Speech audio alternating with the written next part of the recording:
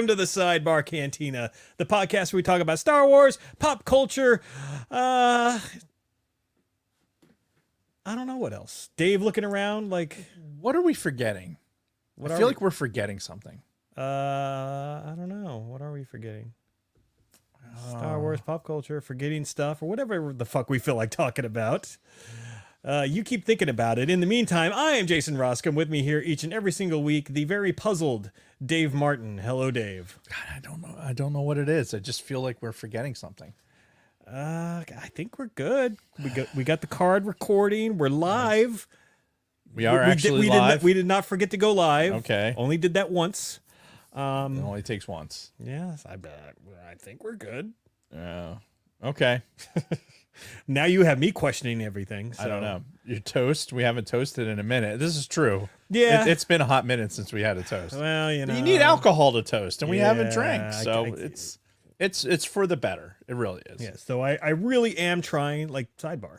I actually am trying to get back into shape. I've been running a few times a week over the last couple of weeks. Oh, nice. So I'm getting back into it slowly but surely. Good. The meds, they've really kind of like sapped any motivation I had to do anything, but I'm trying to get back to it. Yeah. Just keep pushing, man. Yep. That's all you can do. Indeed. So anyway, what are we talking about today, Dave?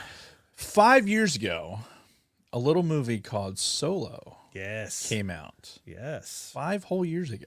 It's hard to believe it's already been 5 years. Yeah. That was a fast 5 years. It was a fast 5 years. We were still doing the podcast. Well, yeah. We were a year into doing the podcast. when this fucking movie came out. Yeah. It's fucking bonkers. Yeah, I know, It's right? bonkers to think about. Yeah, crazy stuff. You right over there? Yeah, so we're talking about Solo. We're taking a little look back at it from a 2023 point of view.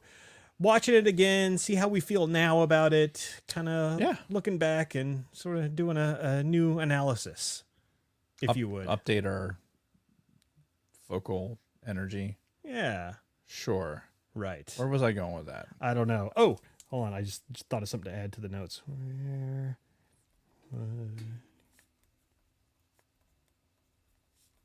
Okay.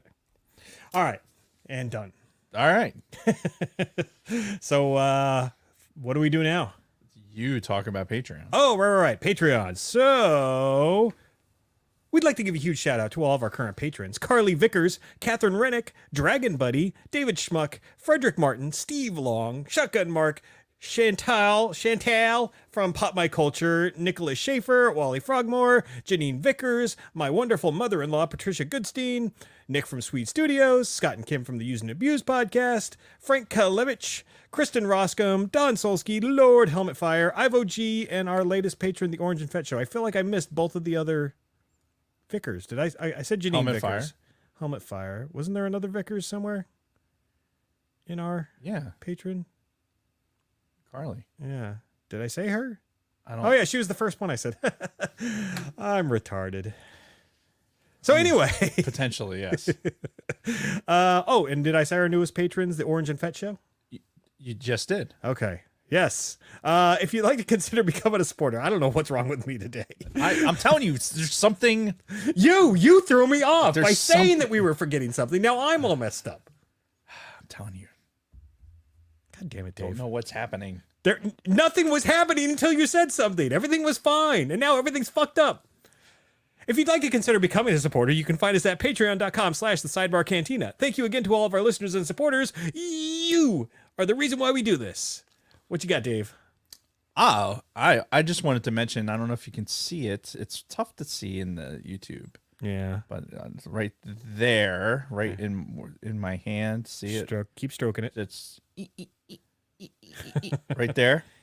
That is our. You know what? I'll bring it closer. Can't fucking see it from there. It looks great, though. Ooh. This. It's weird not having my headphones on. Yeah. But I'm assuming you can hear me. Yes. This is from the Lego set that the Vickers clan, Carly in particular, had gotten me, and I cracked it open this weekend because I was doing some Legoing while I was letting some food settle, And yeah, so I just built this out of it. I didn't build the little. There's like these little like minion looking people to put in the little doorways, but I liked it better more as like a little Saturn V representation, or maybe a Redstone rocket, probably closer. But yeah, so I figured because of their patronage and their gift to me in particular, I built this, and then we'll keep it in the studio. Fucking sweet. So that we can remember it. So I like it. there we Very go. nice. It's nice. Very nice. right there. All right. My ass crackers showing. Good to go. All right. So you got some sidebar headlines for us? No, not really. But just a reminder. Ow. You all right? Don't do that. That was dumb. Just a reminder, mark your calendars for the Sidebar Cantina Family Celebration. It's a celebration, bitches. Being held on Saturday, August 19th. Yes. So, Firm. That's firm date. Yeah, it is. It is happening. yes. Then, come hell or high water. If nothing else, it's going to be me and Dave in there all by ourselves, but That's it. hopefully there's more people that come. Yes.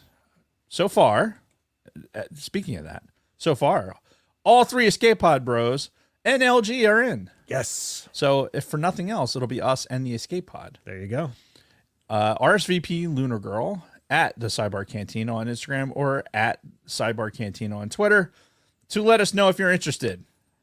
Stay tuned for more details. Still working out like a whole schedule of events. Yes, Nicole, here in New Jersey on Yes. August 19th, as Dave said. Yes. 19th, right? August 19th. Yes. It's a Saturday. We have a venue. There will be a schedule of events. We're going to do some live streaming. Yes. We're going to live stream from there. We're going to bring some artifacts from the studio Yeah. for display only.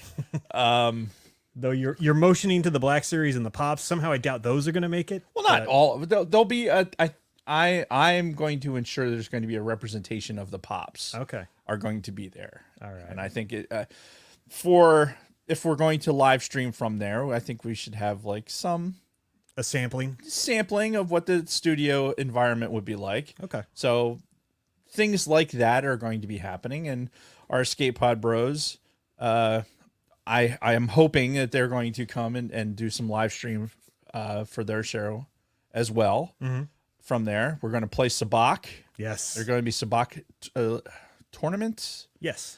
ish. What I envision is like some learning how to play Sabak initially, maybe while we're doing live streaming or whatever, and then later on we'll actually do some streaming of the Sabak playing. Well, and sidebar, I mentioned last week too that Bob Healy has the chips. Yeah. The nice Sabak chips.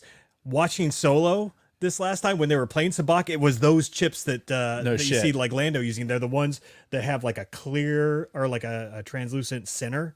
So they're like real heavy metal, and then they've got like a kind of a see-through center. Oh, very cool. Yeah. Yeah. So there will be Sabak being played. There'll be stuff to look at. We're going to have food. It's going to be a good time. Yeah. So stay tuned, folks. Contact Lunar Girl if you're interested in coming, or if, she has a save the date flyer put together for some basic details of where it is, and if you're looking to stay, the hotel that everyone's going to be staying at. So, All right. there you go. That is all I got for sidebar headlines. All right, good stuff. So we had a little bit of Star Wars news this week. Yes. The Ahsoka hype is beginning. Well, we've been hyped for Ahsoka for a while now, but the press for Ahsoka is starting, I guess I should say. So Empire Magazine did a big spread about Ahsoka. Yeah, and, they did. I wanted to go ahead and share my screen and talk about some of these images that were released. This one that just got released today. Again, this is for Rule 34? Wait, no, not Rule 34. Oh, damn. Oh, but somebody Google Rule 34 Inquisitor and see what you come up with. Ooh. But for now, And then share it on the Discord, yeah, not in our actual chat. not in the chat. Yeah. So one of the images that was released today is this one of an Inquisitor, which a pretty badass looking Inquisitor, honestly. And there was no word as to who this is. It almost looks like it's like from the Fallen Order game. Honestly, Yeah. Like, it looks animated. Yeah. And who knows? This could be like a flashback, but if this is in present time, it would be very interesting because obviously at this point in the Star Wars story, the Inquisitors should have been gone for years at this point. So, I'm curious, like, is this one of the original Inquisitors that just survived the fall of the Empire and everything and was still hanging out there somewhere? Right. And if that's the case, are they aligned with these other new Force users? I just had a great idea. What's that? I gotta write this down. Hang What on. is it? No, no, no. I have a It- pen and it's- pencil. No. It's not for public consumption. I just Oh. gotta. Do you want to borrow this? No. So, I've been really like. All right. Sidebar. I've been really trying to journal more, right? Especially like memory items and stuff for the book. Oh damn. And then when you what? Problem? Rule 34 Inquisitor. Somebody texting you? It was in the Discord server. Oh, wow, that was quick. Yeah, it was. Thank you, DB. No, so I just for stuff. Well, because you're the guy who says, "Oh, and I had something to say," and then you spend 10 minutes like trying to remember what the hell it was that you were going to say. So is this part of that to like keep yeah, your memory jogged? yeah, it's to not forget things that I already forgot. Right. Oh, don't tell me you forgot the thing that you were just Nope, going to write. I got it. I'm looking for the Rule 34 thing. What It was on Discord. well, which fucking channel? We've got 30 fucking channels in this goddamn In thing. show chat, Okay, Jesus. which would make sense because we're in show currently. Yes. Oh, hello. Wait, did they like spy on her peen? Hello, what have we here? Oh my god. They're obviously spying. All right. Anyway, sorry, squirrel. So are you? Yes, I'm good. All right. So any thoughts on this Inquisitor? Like what the? Other than they spying on her pee. No, this Inquisitor. Oh, Jesus. no! It's a very, it's got a knight-like look and classic Inquisitor lightsaber. Yeah. So And then we had one other image that I thought was noteworthy. This image of Ahsoka and Sabine. Now, if you remember the trailer, why didn't it change on the stream? because you selected a different window. Motherfucker. Oh, so stupid. So stupid. Yeah. No, Mr. Jason. No, All right. So so stupid. So here we go. This picture of Ahsoka and Sabine. Now Sabine's got short hair in this, whereas Ahsoka or Sabine in the newest trailer had, pretty long hair. Right. So some people are thinking like, oh, this is a flashback, like they reshot the ending scene of Rebels, Right. where they're standing in her little palace thing, and they're, I think it was on Lothal. It's been a while.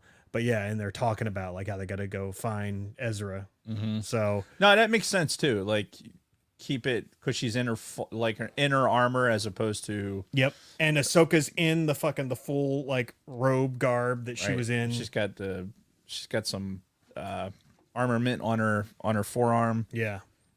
So yeah, that's what this looks like. So we might be getting some flashbacks in this, and I'm curious if that Inquisitor is part of it. Who knows? But I'm super fucking excited for Ahsoka. Like, Yeah, I mean it's our next big Star Wars milestone to Yeah. come, right? So it's get up for it. I'm ready. yeah, for sure. So I'm ready. Very I'm ready. excited. I'm ready. I want those boots. anything else before we move on to our weeks? SpongeBob reference? Did you get it? Did you get the SpongeBob I reference? was never a big SpongeBob person. Okay. It's fine. Boy, I could just feel the disappointment in your voice. No, I mean not everybody is like into SpongeBob, and I get it. And it's not like I dislike it. It's just I never watched it. Whenever that came out, I was busy doing other things at the time. I mean, I had kids of that age, so I was Oh, yeah. I was able to get into it at the same time. Right. So Yeah, my kids came after that. like it's. I enjoyed SpongeBob. All right. I'll just leave it at that. Fair enough. Okay, should we talk about our weeks?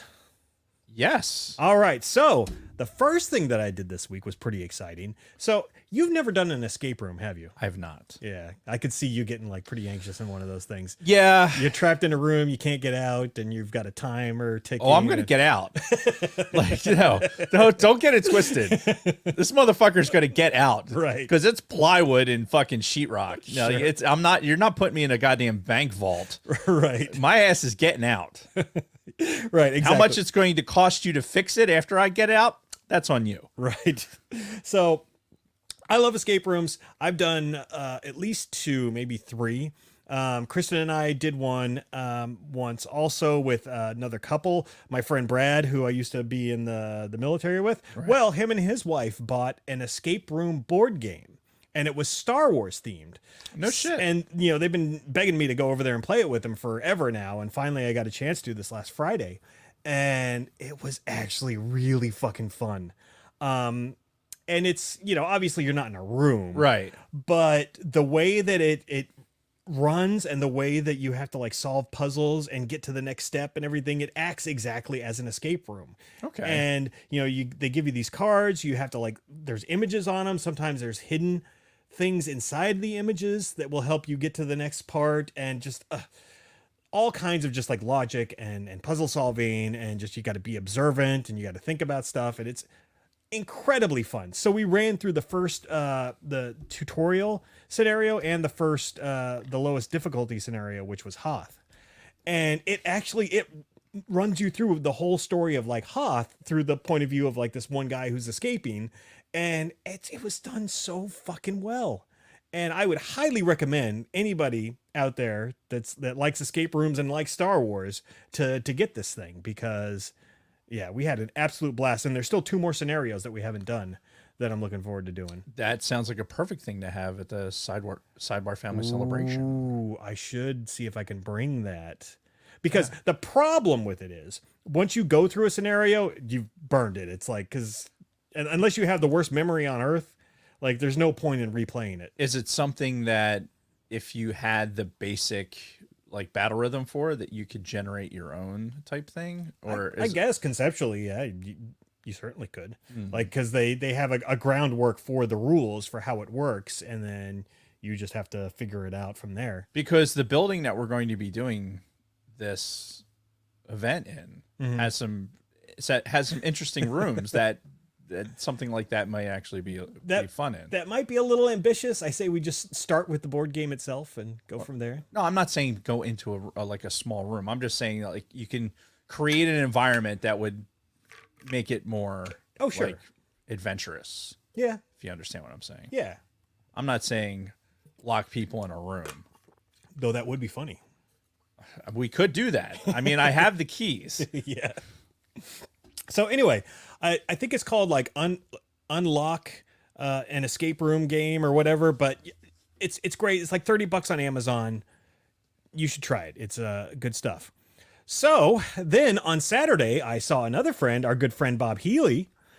He had tickets to the Philly Fan Expo this last weekend, which they used to be the Comic-Con, but now they've changed it to the Fan Expo because it's a lot less about comics and just a lot more about just nerd culture in general. Okay. So he had tickets for Saturday and he was getting 2 autographs, and he texted me. He's like, "Hey, you want to go too?" I'm like, "Yes." So I got a ticket for Saturday and we went, and so Bob is a collector. I think he mentioned this when he was on the show too, of the authentic lightsabers that they sell at Disney World in the expensive shop, and he's got the Darksaber from that. So he had Katie Sackhoff, Bo-Katan, sign the Darksaber, as well as Giancarlo Santiago, the guy who played Moff Gideon. Right. He was there also, so he had both of them sign the Darksaber because they've both wielded the Darksaber. That's pretty fucking cool. Yeah, and I've got some pictures of because you're not supposed to take pictures of the celebrities if you're not if you don't pay for a picture. Pay for it, yeah. But as we're in this line in this queue, I'm just like click, click, click, click, click, click, and everybody else is doing it too. So I got a couple of good shots of Katie Sackhoff. I got a really good shot of Bob talking to Moff Gideon. Nice. So yeah, it was good. I didn't pay. He looks little. He's maybe an inch or 2 taller than me, but he was just very dapper. He was in this like purple suit. Yeah, he was dressed like that at a celebration. Yeah. What about Sackhoff? She was just in some comfortable clothes. But she looked good, you know, and she seemed very happy to be there, you know. Like the Moff Gideon guy. He kind of seemed like on the cusp. Like maybe he wasn't like too thrilled doing this, but that could also just be the look on his face. Right. But Katie Sackhoff, man, she was like chatting it up with everybody that came through, and she was being very nice, big smile on her face the whole time. When Bob got up to her, he struck up a conversation about their daughters, because apparently they both have a daughter about the same age. So they talked for 45 seconds about their daughters and all that, and then moved along. I was just there holding this stuff. But Right. but Katie Sackhoff did look at me at one point and smile. So that's there you something. go. Hey. Yeah, you take that, just file it away in the old memory bank there. Yeah. The memory bank, not the spank bank. No, I know what you mean. But I mean, but if you wanted to, I mean, you could also. Nah. Yeah. Anyway, and as we're in line, I'm sitting here thinking like, fuck, I'm an idiot. I should have brought some of my Black Series figures and had them get signed. I should have had Katie Sackhoff sign the Bo-Katan one, and I'm pretty sure I have Moff Gideon. Yeah, I have Moff Gideon. And I like, it never dawned on me to do that. So Bob and I looked at the schedule for upcoming fan expos. And sure enough, in February in Orlando, they're having a massive one. It looks like it's bigger than like everything else but San Diego. And Katie Sackhoff's going to be there again. Rosario Dawson, Ahsoka is going to be there. Fucking Hayden Christensen's going to be there. Wow. A bunch of other Star Wars personalities. I think Ashley Eckstein is on the list. No shit. Yeah. So we're already planning on going to that. Again, it's like the first week of February. And I'm going to take some Black Series figures down with me, get them signed, meet some of these Star Wars personalities. Yeah. So, and then Kristen and I may make a week out of it and go to Disney World for a few days after that. Yeah, why not? Get some more Galaxy's Edge, and maybe actually go and get your fucking flatware that you missed the last time. Yep. So so I did that. A lot of Star Wars stuff this weekend. And then, as always, I have an addition to the Sacred Jedi Black Series, which I am dedicating this week's Black Series figure to our longtime listener and friend Bronco Fett, because we are actually going to open today's Black Series figure. Oh, yes, for reals? Yes, because it's a duplicate. It's one that when I got my original, I even said here on the podcast, like, I want more of these so I can open one. So we're going to do that today. Oh. And that Black Series figure is from the Bad Batch, the Elite Squad Clone Trooper. Oh, nice. This like all black final phase clone trooper. And do you have a knife on you, Dave? You wanna start cutting this bad boy open? Hell yeah. Yeah, so I absolutely love this figure. This is one of my favorite figures. Like, I mean, I have the black Stormtrooper costume, for crying out loud. So all of these black Stormtroopers, I fucking just cannot get enough of them. And one of the next ones that I want to get is well, you know what they say, once you go black. That's true. I mean, they are the Black Series as well, so. And I'll never buy a different Star Wars toy again. If it's not Black Series, it's crap. It's not Black Series, it's crap. Yeah. That stupid piece of crap, like you say. Dave's taking his time opening it. But, well, I don't want to damage the box. I just want. I already have one in the box. This I one know, Jason, but you can't. All right, I think that's all of it. Thank you. You can't. This is a rare occurrence too, when we actually open one here on the show. Yeah.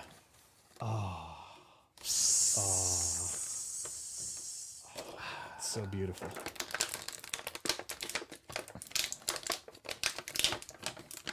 I'm actually not trying to make so much goddamn noise, but Here, give me the box. You're gonna want to save this box. whatever, Dave. Here. Just give it to me. All right, so I'm gonna put the blaster in his hand. He's got a traditional Stormtrooper blaster. What are these called again, Dave? Which one? Let me see it. The traditional Stormtrooper blasters. Is that the E11? No. The E11's like the the Boba Fett blaster, isn't it? No. Maybe it is then. Fuck, I don't know. I don't remember. But here he is. He's been freed. So Bronco Fett, if you're watching or listening, one of your Black Series friends is free. What the fuck? Oh, okay, Do there it goes. you want to hold him? Yes, as soon as I get this box put back together, because otherwise it's going to drive me insane.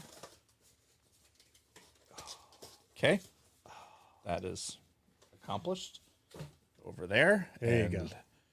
Excellent.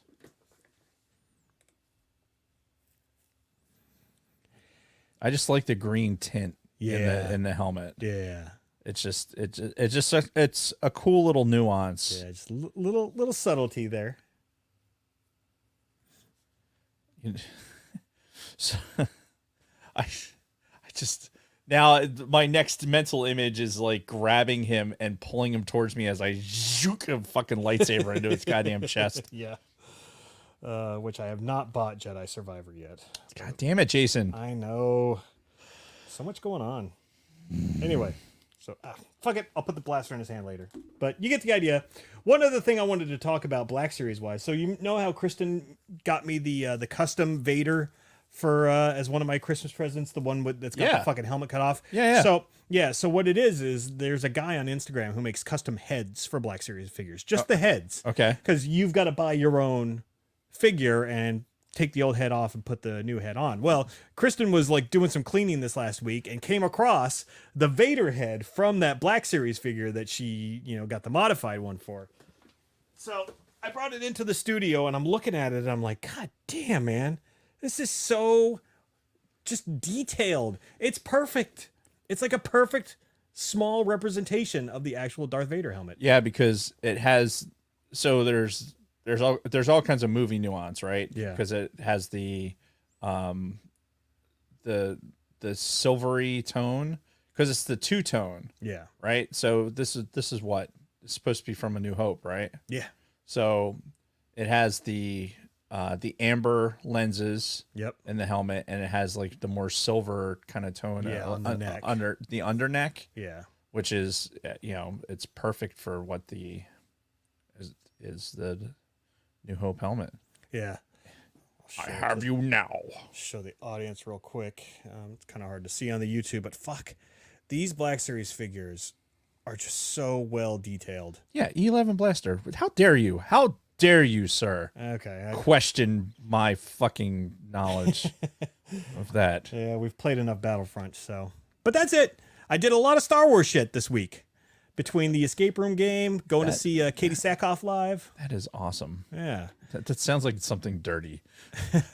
Going to see Katie Sackhoff live, So you're right. No, but yeah, it was a good week. Good weekend. So I'm in a good mood. Good for you. Yeah, got a lot of sleep this weekend too. Oh, that's phenomenal. That's Yeah. really good for you. Yeah. You know what else is good? What's that? My wife, she super proud of her today, kind of breaking news. Found out she got accepted into this diagnostic medical sonography course, shit. this program that she put in for it like over a year ago. Like it's a super, super competitive program, and she got into it. So No shit. like she needed, like, this is GPA, like super high GPA, and needed all this other like pre all the stuff she's been working on her undergrad for. Yeah, like yeah. all this hard work has been not necessarily specifically for this, but like if this doesn't happen, then she'll still have like something, Sure. because she'd already gotten her associates last year, and she's been working on her bachelor's. Yeah. So this So is does she just pivot into this instead? maybe like this, she got accepted into the program. Whether she wants to do it, we're going to talk about it tonight, what her plan is. Yeah. But it's getting accepted into this program is a big fucking deal. Yeah. So Yeah. Good it's job. like getting accepted into a master's program. It's Nice. like the equivalent. Okay. So really, really cool. And I know she's not listening right now because she's still at work. Haha. So yeah, super proud of her. She works really hard, and Yeah, it's And she has to deal with you every day. every fucking day. Yeah. It's the worst ever. What I do this week? God damn it, Jason, I struggle. I should, you know what I do in my black book, in my journal. I should write down what I do during the week. You should. A lot, but there's a lot of negative shit in there, so don't necessarily need to hear a whole week of that. Yeah. I did work on the indie Lego build. I showed it to you. Yeah. Some pictures. Yeah. If you're a member of our Discord, you would also see that because there is a Lego channel for I Heart Legos. Yeah. So you can see any Lego stuff that I'm working on or anyone else is working on. Like, there are people out there doing things with Legos right now in our fan group that are just, I am the envy of.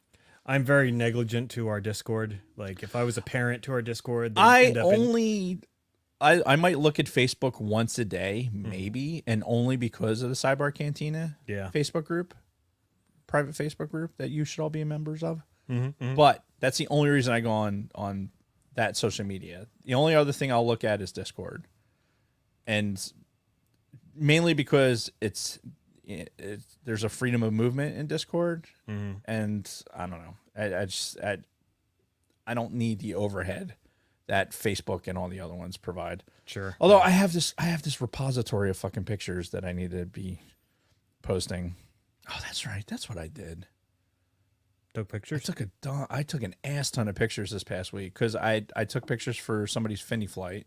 Mm-hmm. Right. So I had all those, and then I did the change of command ceremony for them as well. Oh. And so I was like doing the pictures, like, and still having a full day of work and then trying to edit. Oh shit. That's the worst part is the editing. And I thank God I don't do fucking video. Like, the poor guys that were doing video, like, the lighting situation in the hangar sucked. So at least I can go into Lightroom and make adjustments. Yeah. It's all stationary. They didn't have that luxury with the video. So, Helmet Fire doing what he does with the video and making shit work. And, Swede, he does a lot of good shit with the video. I'm not a video guy. I don't have the eye for that. I'm definitely a stills guy. Mm-hmm. Preferably not humans. Like, legitimately, like, I like my stills to not have fucking, comments. Right. Or, have opinions. Mm-hmm. So that's why I was so fucking exhausted, because I did all that and it was hot. And I went to the weekend with just fucking, I was already tired, and then fucking did a bunch of yard work and shit. So it's so Are you okay? I am going to vent quietly. Maybe not quietly, but I'm going to vent for a smidge. Okay. That's part of the reason why we do this. About it's therapeutic to just vomit all of our problems onto our listeners. right? Yeah, I agree. You guys are all therapists. You are our therapists. Yes, Just so you whether know. you like it or not. Yeah. So I'm done with the VA, like, as far as being my primary care provider. Mm-hmm. And I don't like it. I think that I want to hold them accountable for their responsibility for a standard of care. Mm-hmm. But at the same time, I can't suffer anymore. So I'm going to have to, I'm going to have to go through this whole process and go outside of the VA and Get a real doctor. go back to it. And the problem is I've only been, even when I was seeing specialists and everything, I was still that was over almost 7 years ago now, since I was getting diagnosed and doing all the stuff before the MEB. Right. So I just listen, here's the thing. I'm not here to discourage people from going to the VA, because your VA experience is not going to be the same as mine. I'm going to say these things so that it'll encourage you to be a proponent of your own care. And I say that Shut up over there. Quiet out there. Stupid people. My neighbors. So I got blown off, and I went and I had this team, and in my team of doctors, I have a physical therapist, and that physical therapist but basically told me some fucking bullshit. And I'm fairly well informed. You know, I do a lot of research. I know things to a fault for a lot of stuff. But I try and keep my expectations at a certain level, but they are the professionals, right? So sure. There's a lot of things that I have to defer to, but this last thing was definitely a blow off for what they had said. And the problem with that is, and what I've come to realize is that the military, whatever service branch you're in, the job of a doctor in the military is to put you back in the fight, right? Yep. The job of the VA is to get you out of the VA, is so that you're not in that building, right? It's not about your quality of life. It's not about your, it's to get you out of that building. And effectively what they've been doing with me is, because I can walk in there and I can walk out. I can, be vocal about what's going on. And I have yes, my pain's at certain levels, but I can manage it, and I can still go to work and do all these other things.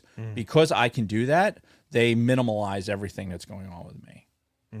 And even though I'm telling them that, look, this is the thresholds are there where I'm not going to be able to handle it the same way, and that's where my concerns are.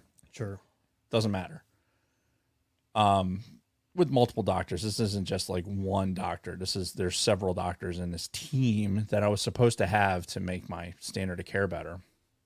So this last time is like, okay, because in their eyes, they're dealing with Vietnam, Korean War vets. Like they're dealing with people that probably hobble in there, because this is how they've gotten to a point where they absolutely have to be in there. Or even like guys from Iraq and Afghanistan too.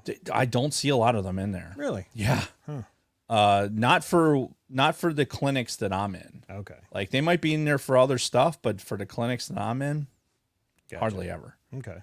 And so I get it that, look at like this person can walk in and walk out, they articulate. I mean, it's even in the notes, like, cause when you read the notes, you can kind of read through the lines. It's like writing a fucking Form 8 back in the day. You can understand the language when you know the vernacular. Yeah.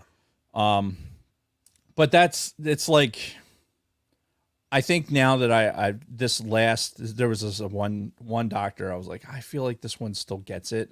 And then now that doctor's in that same boat, where it's like, telling me that like, there's no, like, unless your legs are like not working anymore, then there's no reason to stop any activity. Like, stop listening to my body and just keep going. And like, this is completely contrary to everything they've said for the past 3 years. Right. Just all of a sudden. And it's just like, oh, okay, that's cool. Wow. So, yeah, and I really think it's like, again, this is a generalization based on my experience. Not everybody has the same experience. Not everybody goes to the same VA.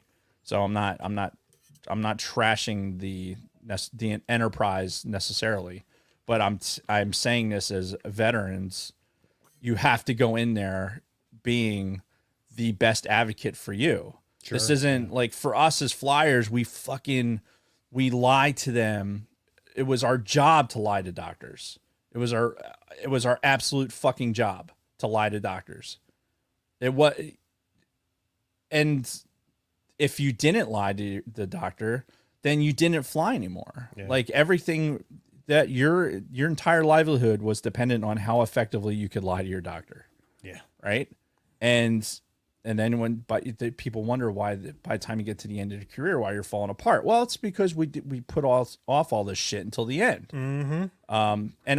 And I'm sure it's like that with other service components too. Is like, and when you're trying to make a career of it, you're putting stuff off to the point where it's like, oh, okay, now, all right, retirement's coming. I can't hold off on not addressing this anymore. So, and the system looks at you as still, oh, well, you're still young, but the other side of it's like, well, yeah, you're still young, but I'm too young to feel like this. Right. Because right? we typically live a lot harder lives. Yeah. We're ridden hard and put away wet. I mean, that's part of the deal. Yeah. So looking at somebody just based on their age, if you're in a doctor's office and they say, well, you're only, 47 years old. Okay, cool. But in the military, oh, you're 47 years old. Like you're fucking ancient. Yeah. So anyway, this is the realization I came to is that my VA experience is that I have to not be reliant on the VA for my primary care. And whether it's because I wasn't a good enough advocate for myself and that's why I'm having the experience I'm having, or maybe it's just the particular clinic that I'm in, because one building is filled with different clinics. Right.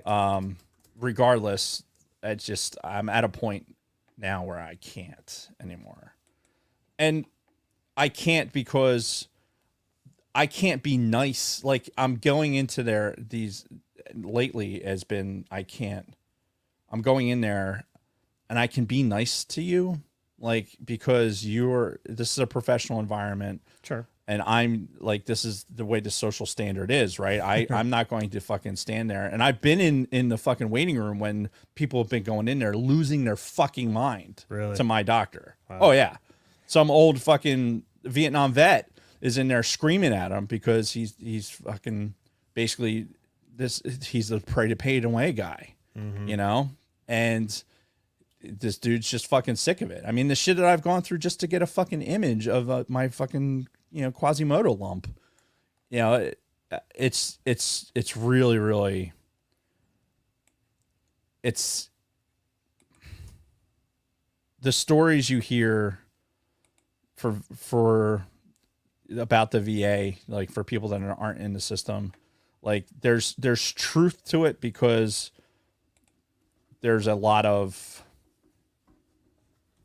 I don't know, there's you have to be your own best advocate, and you have to go in there and you have to be loud. You have to be like, no, I'm not waiting for this. I need this appointment, or I need to get this medication, or you have to be the noisy. You have to be the squeaky wheel.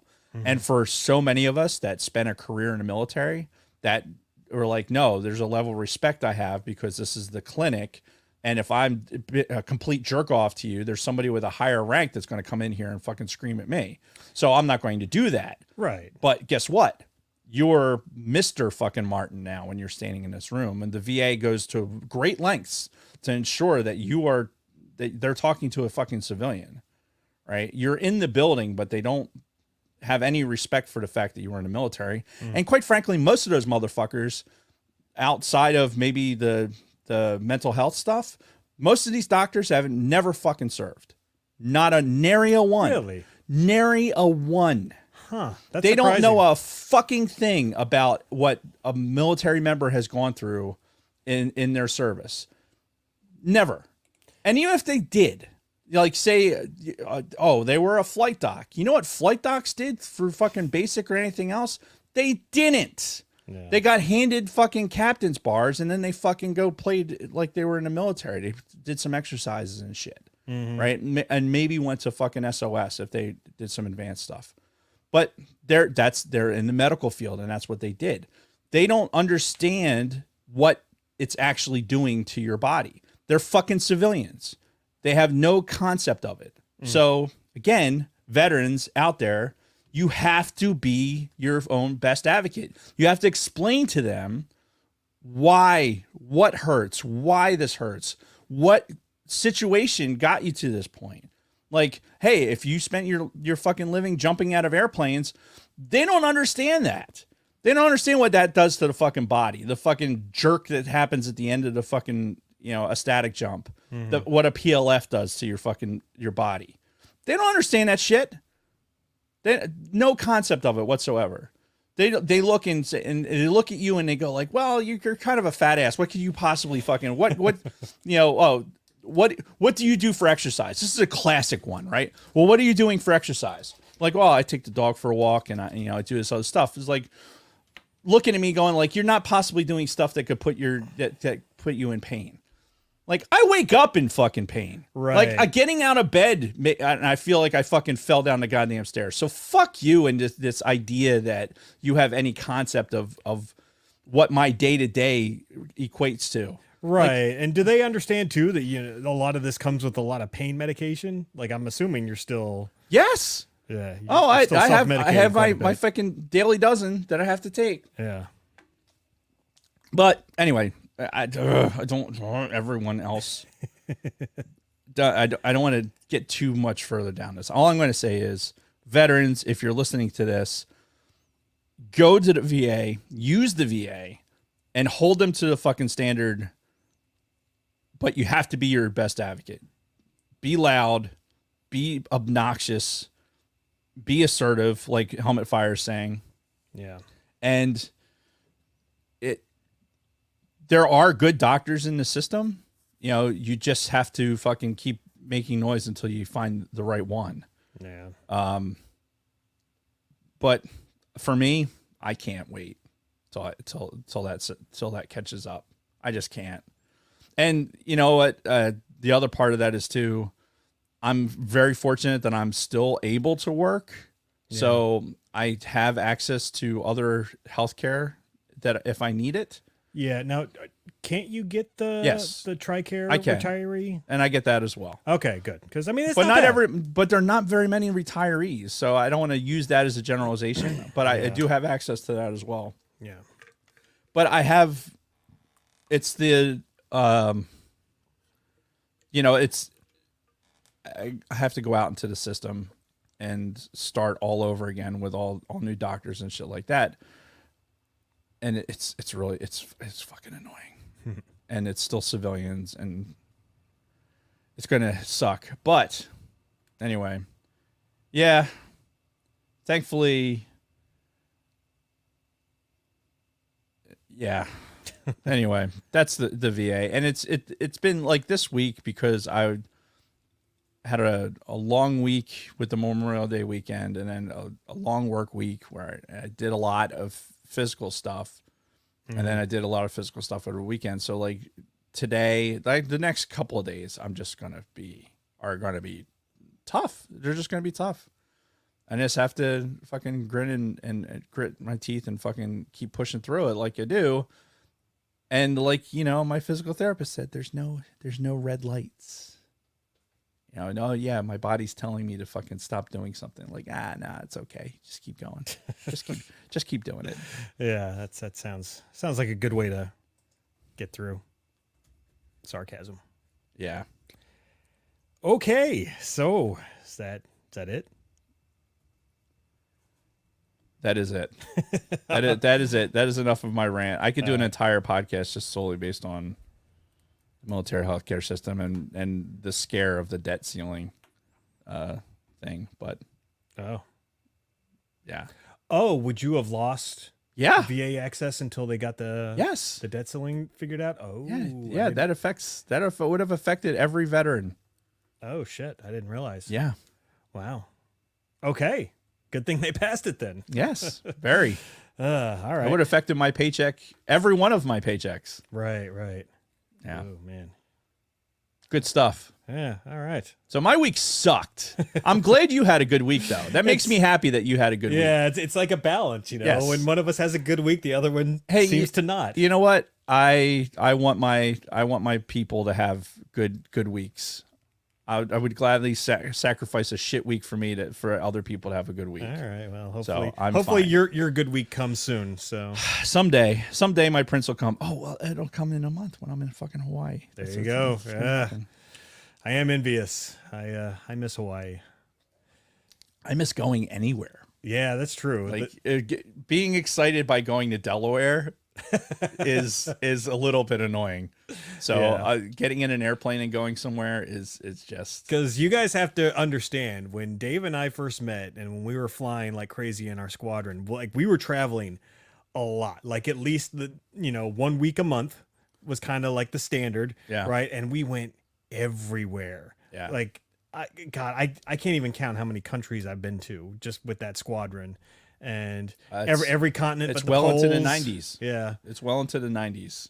Yeah, it was incredible. It was, we worked hard, we worked our asses off, but we got to see some cool fucking places. Yeah. And you get used to it. You get used to the traveling and getting to see places and staying in nice hotels. And Oh yeah, you most of the time we got the star treatment. most of the time. Yeah. Most of the time. We definitely there was moments, but I think the offset is, and what people like, one of the things that really beats on you, I think, for the flying, and what catches up to us at the end was the constant circadian rhythm offset. Oh, yeah, that was terrible. And- That's what fucked me up at the end. Yeah. Was Just doing that constantly. Because we'd be going like the thing to remember when you're flying, like, yeah, okay, we might be gone for anywhere between 10 to 15 days, right? Generally speaking, I think that was the average. Yeah. But we're not staying in one spot for more than No. a night. You're going a different place every night, and there's not the same time zone. Yeah, multiple time Almost zone never. changes. So you could be on one side of the planet to another. Like it's, I've flown over the pole a couple of different times, like to catch from one side of the planet to the other. And it just beats on you. Yeah. And then you're like, oh, I'm going to drink myself to sleep this night. And because Ambien wasn't a thing until like we were right at the end of our fucking careers. Yeah. Where they started finally smartening up and be like, maybe these guys shouldn't be drinking themselves to fucking death to get to sleep. Maybe Yeah. we should like help them out with some medication. Yeah. Like, oh, you think? Yeah. You wonder why there's fucking bunch of alcoholics as Or flyers. people with liver disease. Yeah, you wonder. Yeah. Well, I know that shit happens. Like that doesn't present itself till we're all out anyway. But yeah, it's an aggregate toll on your body for spending 8-9 hour leg without AR. You're talking 8 or 9 hours in the tube of pain to land, gas, fly another fucking 7-8 hours, then land, get something to eat, fucking drink usually so that you can go to sleep to wake up at fucking balls early to go do it again. And then rinse and repeat. Yeah. Imagine running that cycle for like 2 weeks at a time. Yep, 2 weeks, and then you come home, try and get in some sort of normal rhythm, then go on alert, fucking, then have a normal week, and then fucking You're back on the and road. back on the road. Yeah. And that's how it was for fucking a decade and a half, Yeah. honestly. Less for me, but 9 years for me. Yeah, I But mean, it was still rough. and I mean, you figure I started that program in 99. 99. 99. This month marks the 27th year I've been on McGuire Air Force Base. Oh, no shit. Yeah. Wow. So between your military service and for some reason, and my civilian for some service. reason, he decided to stay and Yeah. keep working for the man. I love it. I love it so much. It's the best. Yeah. It's the absolute best. I can tell. I love making money because money buys goods and services. True. Yes. So yes, that is enjoyable. But yeah, 27 years on McGuire. And you man. continue, you intentionally continue to do that fucking commute Yeah. every day. Yeah. That was probably the best part of me retiring, was just killing my commute. Yeah, that COVID really kind of woke that up for me. It was like, wow, I'm not driving every day. Yeah. But there is some decompression, right? So I wasn't commuting that entire time because I lived on base for like 7 years Yeah. of my active duty time. So it was nice to like drive away from the base and kind of like leave it behind a little bit. Sure. But it's definitely getting old. And because Kathy still commutes. She commutes up to Bordentown still. God damn. Yeah, so we're both commuting fools. Yeah. You love it. And the gas companies love you. Oh, absolutely. All right. Are we ready to move on? Yeah, let's talk about Solo. Yes, let's talk about it because, as you mentioned at the top of the show, it's been 5 years Yeah. since this movie came out. Which, that year, 2018, was the year we were still doing the podcast, but that Right. was the year that most of that calendar year I was away from New Jersey. Yep. I was down south doing a bunch of training for Yep. like 9 fucking months. Yeah, because you weren't home because I retired that year. Yeah. Right. My retirement ceremony was in April, and you were down in Keesler for it. But then I came up in May because I Right. had a little bit of leave and we had a break. So I came up for the Memorial Day weekend in May, and we happened to catch Solo. Solo. Yep. Yeah, so we all saw it together. I think it was you, Kate, and Kathy, right? And then all of my family. I think so. Yeah, we saw it over at the AMC in Marlton. Mm-hmm. And it was a good time. I remember we all came out of that because at this point we knew the troubled production that Solo had. With the fucking starting off with Lord Miller and then basically getting ratted out by the actors to Kathleen Kennedy getting fired, Right. replaced by Ron Howard, and then apparently he reshot 70% of the movie. Yeah, and I know that like the Ron Howard, like when this happened, adding Ron Howard to the show seemed like it was going to be okay. He is a Star Wars guy. Yeah. Like his influence should be something that is a huge positive, but probably should have been a bigger red flag Yeah. than I think we appreciated at the time. Because when you shit can a production to the point where like, all right, Lord and Miller are gone now. All right, we need somebody.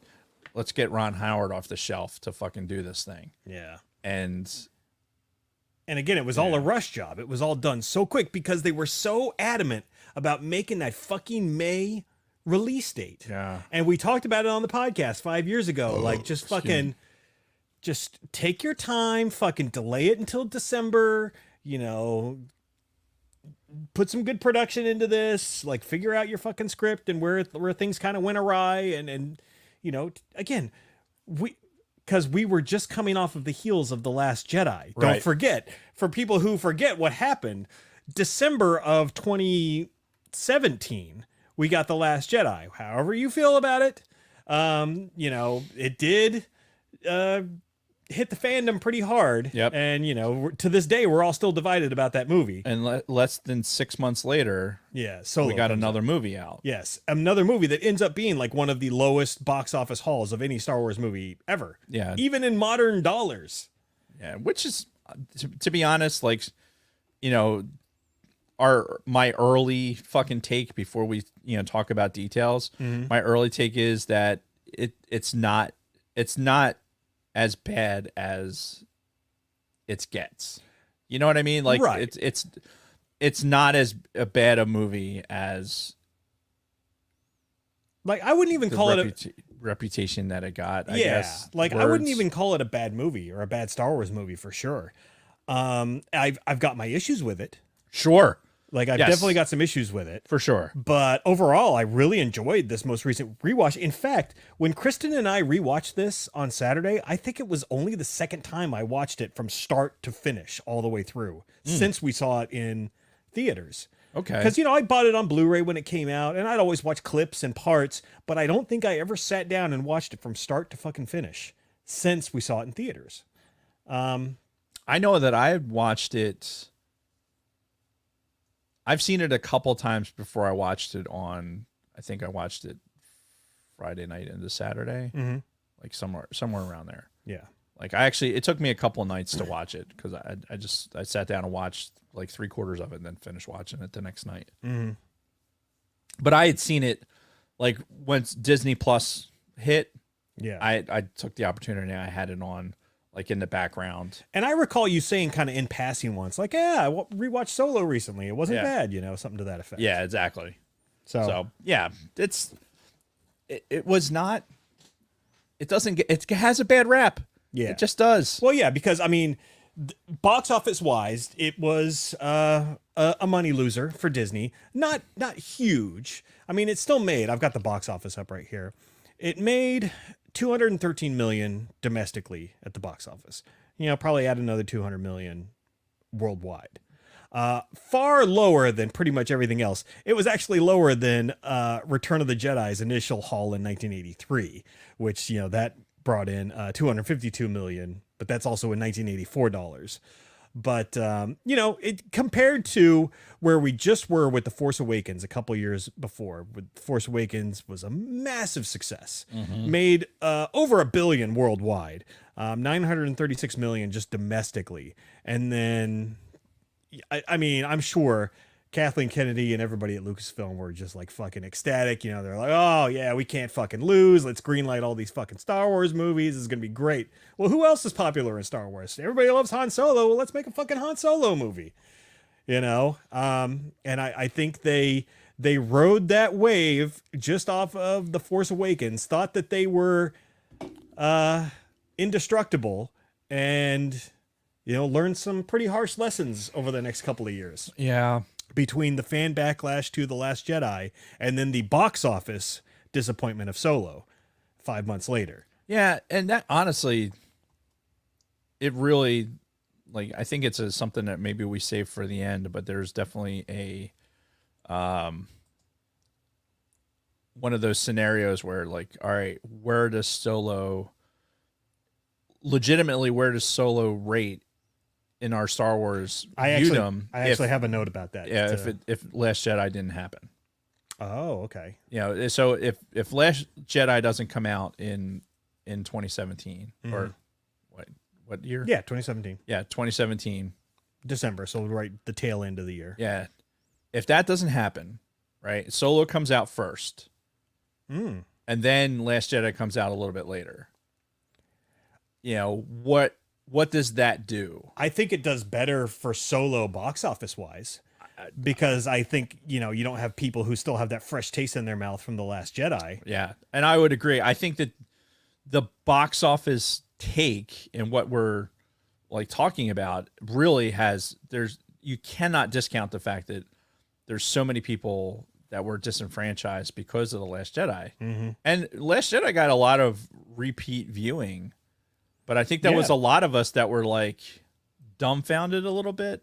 Yeah, because like, I had that reaction after The Last Jedi, and I'm sorry that we're constantly going back to this movie, but it's relevant in this discussion. Yeah, because it's less than 6 months, past it. Yeah, because obviously we loved The Force Awakens, so going into The Last Jedi, all expectations were through the roof, right? And we're coming out of the theater, and I can remember walking out of the theater and just being like, I don't think I like that. Yeah. And then I'm driving home and I'm talking to Kristen and I'm like, yeah, I don't think that was very good. Yeah, I think we were in the same boat, and I think we actually exchanged some text messages like that night. Yeah.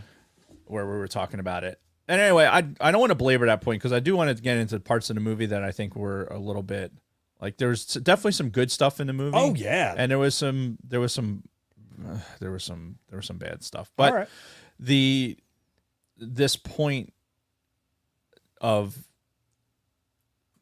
the speed bump that was The Last Jedi, I think truly affected Solo. Yes. And Solo is one of those movies that could probably benefit from a re-release later during Star Wars doldrums, Yeah, like IMAX re-release like they did with Rogue One. Yeah. And I mean, Rogue One had a super popular following, right? Right, and it also had the tie-in with Andor, but still. Yeah, I think that Rogue One, fan base wise, right? So you had Rogue One that was so different, and I think a lot of people gravitated towards that because it was like, oh, this is how do I say it? It's Star Wars, but not Star Wars. Yeah, like it's not an anti-Star Wars movie, but it's also like it had such a different flavor to it that you had a different audience almost Yeah. that enjoyed it. Whereas Solo, because it's embedded in the Skywalker saga, even though it's not really dealing with anybody from the Skywalker saga aside from obviously Han and Chewie Yeah. and Lando. Well, and see, that's a good point too, because you think about this. We had the 2 Star Wars stories, the Rogue One, which I think overall was very successful, and a majority of people liked. I know you have your issues with it, but Yeah, but even the last viewing, I really like. I consider it to be a lot better. yeah. But very well liked, very very beloved, very successful movie. But then you look at, and that movie had like all unknown characters. We're all a majority brand new characters in this movie. Right. Whereas Solo, we're taking old established characters, and we're like throwing a couple of these characters into this scenario, younger versions of them, blah blah blah.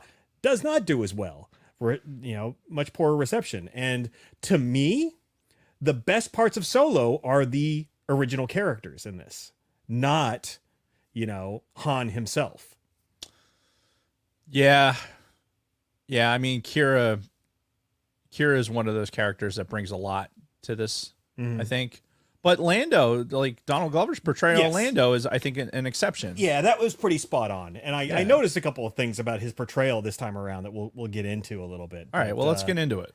Okay, because now we're not doing this like we normally do. Like I did not get a chance to take notes and go scene by scene in this movie, so we're kind of freestyling it a little bit. But I did write down like a list of things I liked, things I didn't like, and then some other notes that I made at the very beginning. Like, it starts off on Corellia, right? Which the favorite part of this whole opening sequence is just watching the fucking Star Destroyers being built in the background, right? All the Star Destroyer pieces and stuff. I'm more looking at those than watching like Solo speed off in his speeder or anything. Yeah. Is it me that like this? So Corellia being a place that nobody goes back to. Yeah. Why do I feel like in the expanded universe that Corellia was a planet that was a nice planet? Yes, and that's exactly my first fucking note, because it says, the lawlessness on Corellia with all the gangs and all that. I'm like, that doesn't make any sense, because this is, even like from what I can tell in canon, this is like one of the primary shipyards of the Empire. Right. You would not think that they'd want it to go to shit like that. Oh. Like you'd think that they'd want to like kind of keep some high security. Unless they're using like slave labor to build the fucking ships. Which they probably are. Yeah. Right? Because Empire, right? Yeah. But the more you tighten your grip, it's one of those situations where if you're maintaining a police state, sometimes that the more underground some things are going to go. Yeah. You know what I mean? Like you're never going to stop it entirely. Like this. No. But the idea that you never would go back. Like Yeah. I know in Star Wars, like we base like Corellia is going to be based now around. All right, in canon, we only have this one shipyard. Right. This is Corellia. This is our exposure to it. Yeah. But there's got to be other places, right? Just like Sure. Black Spire Outpost is not the only place On that whole planet. Yeah, obviously. Yeah. And so forth. And I don't know why I picked Black Spire Outpost. It was very random, but it's relevant. yeah. I just think that I remember from Expanded Universe stuff that Corellia was one of the better places. Like, we're going to talk about here in a minute, I'm sure, like Han Solo's lineage, like his brother was a governor in Corellia, right? It was his cousin. His cousin. Yeah. Yeah. Thrackan Sal Solo. Yeah, Thrackan. What a Which, fucking name. by the way, that Corellia trilogy from Legends was a fucking awesome book trilogy. Very good. It was very good. Yeah. Anyway. But yeah, no, it's definitely they've changed the perception of Corellia in this as not being nearly as nice, I guess, in the as it is in canon. Yeah. And again, to me, that doesn't make a whole lot of sense, because you would think the Empire would want like their primary shipyard to not be run by fucking gangs. But hey, what the fuck do I know? Yeah, it's gangs underneath the fucking. And maybe they've got deals with some of these gangs, because there is some unique interactions with the Empire and some of these gangsters that we see throughout this movie. Like in the beginning, when they're running through the fucking spaceport, you know, the guys and their fucking dogs from what's her name's The hounds yeah, from plaque psoriasis. What? Proxima, right? Lady Proxima. Yeah. Yeah. Lady plaque psoriasis. Yeah. Yes. You know, her goons are just like freely running through this fucking this spaceport with their dogs, and you know the Empire's there. The Empire has a very heavy presence in that spaceport, and they're just letting them go. Well, they stop him initially. Yeah. And then the dude's like, "Hey, I'm with fucking Lady Proxima. yeah. I'm with the fucking gangs in New York here." Yeah. So and they're just like, okay, move along. yeah, all right. Yeah, who you looking for? All right, we'll help shake people down. Yeah. And another interesting interaction talking about the Empire is later on when we're introduced to Dryden Voss. We're introduced to him killing the fucking regional governor. Right. So, you know, he's in like an Imperial officer uniform, and there's other Imperial officers in that fucking party of his. So there is a connection between the Empire and some of these, Yeah. you know, these. All these backdoor deals. Yeah. So I thought that was an interesting thing about this. But yeah, it. All right, I'm gonna just start off with the worst part of this movie, and I cannot get into Alden Ehrenreich's portrayal of Han Solo. I think it's more this guy's acting necessarily than just me not buying him as Han Solo. Like, it feels like he's trying too hard. Yeah. Everything he does, it just feels like Alden Ehrenreich, the actor, is just trying too fucking hard to play this role. So Kathy was watching this over my shoulder for a minute, and she had mentioned something about how he was talking, and I had said, "Well, he's trying to be Harrison Ford, playing Han Solo right now." Yeah. And she's like, "Oh, okay, I can see that." Yeah. Because he's trying to play the actor who plays this role. Yeah. And it's just it's too awkward. Yeah, it's, you know, do you find the perfect guy? Like, I don't even think it looked like Harrison Ford at all. Like, No. it didn't look like a young Harrison Ford. It didn't the good thing about, all right, so let me tell you the reason that this is a good thing that he doesn't look like him at all or act like him. You eliminate him as the character almost immediately. Yeah. Like, so especially this last time I watched it, I could really give a shit about him. Yeah. Like, I'm watching everything except him. Right. And that's Right? exactly kind of where I was. I'm watching like, oh, this is where he gets his DL-44 blaster, right? This Yeah. is how he gets the blaster. Well, that's another thing that I didn't like about this movie, but this carry on. is how watching how Kira is, watching the background stuff, all the little nuances that are sneaking in. You know, I was able to focus on that and not pay attention to him or his acting. Yeah, no, I'm kind of with you there. And Big Lovin brought up the deep fakes that they did, which they actually did them really well. It's both for the guy who played Han, they did Harrison Ford's face on him, and they also did Billy D. Williams on Donald Glover. And it was really well done. Those deep fakes are something else. Yeah, they are. But I will say that the Lando, like Donald Glover's portrayal of Lando, I thought was good. Yeah, it was great. I thought it just the cockiness and the panache and just the quips and how he interacted with, like, I just thought that he nailed it. But he owned it. Yes, and he didn't look like he was trying to do it. He was he wasn't Lando. Colt 45ing it. Like, Yeah. it's a dynamite taste. Exactly. He wasn't trying to do that. Yeah, no, he was the character where it just seemed like the guy playing Solo he was trying to be Han Solo, and it was just did not come off very well. But yeah, fucking Donald Glover as Lando, brilliant performance. And after watching it this time, I really do pick up on some nuances, and I know that there was like talk around the time this came out, or is Lando like bisexual, or is he, something else? And at the time, I'm like, oh, that's fucking stupid. You guys are all full of shit. You're just trying to like make something out of nothing. Watching it this last time, I'm like, oh, yeah, he does kind of seem like he might go both ways. So he's just, well, I mean, look, we have Lando in canon, like we get it out of the sacred text, right? We have what Lando is as like his character and how he dresses and everything else. Like he's going to be fucking dapper when he goes out. He's going to have his fucking he's capes. got his cape closet. And Yep. He's got to go pick out the right one. Maybe there's too many. Maybe there's too Yeah. many. Like, but Donald Glover's performance, I'll say it again, I thought was great, and I agree with you. I think it was great because he wasn't trying to be Billy D. Williams. Yeah.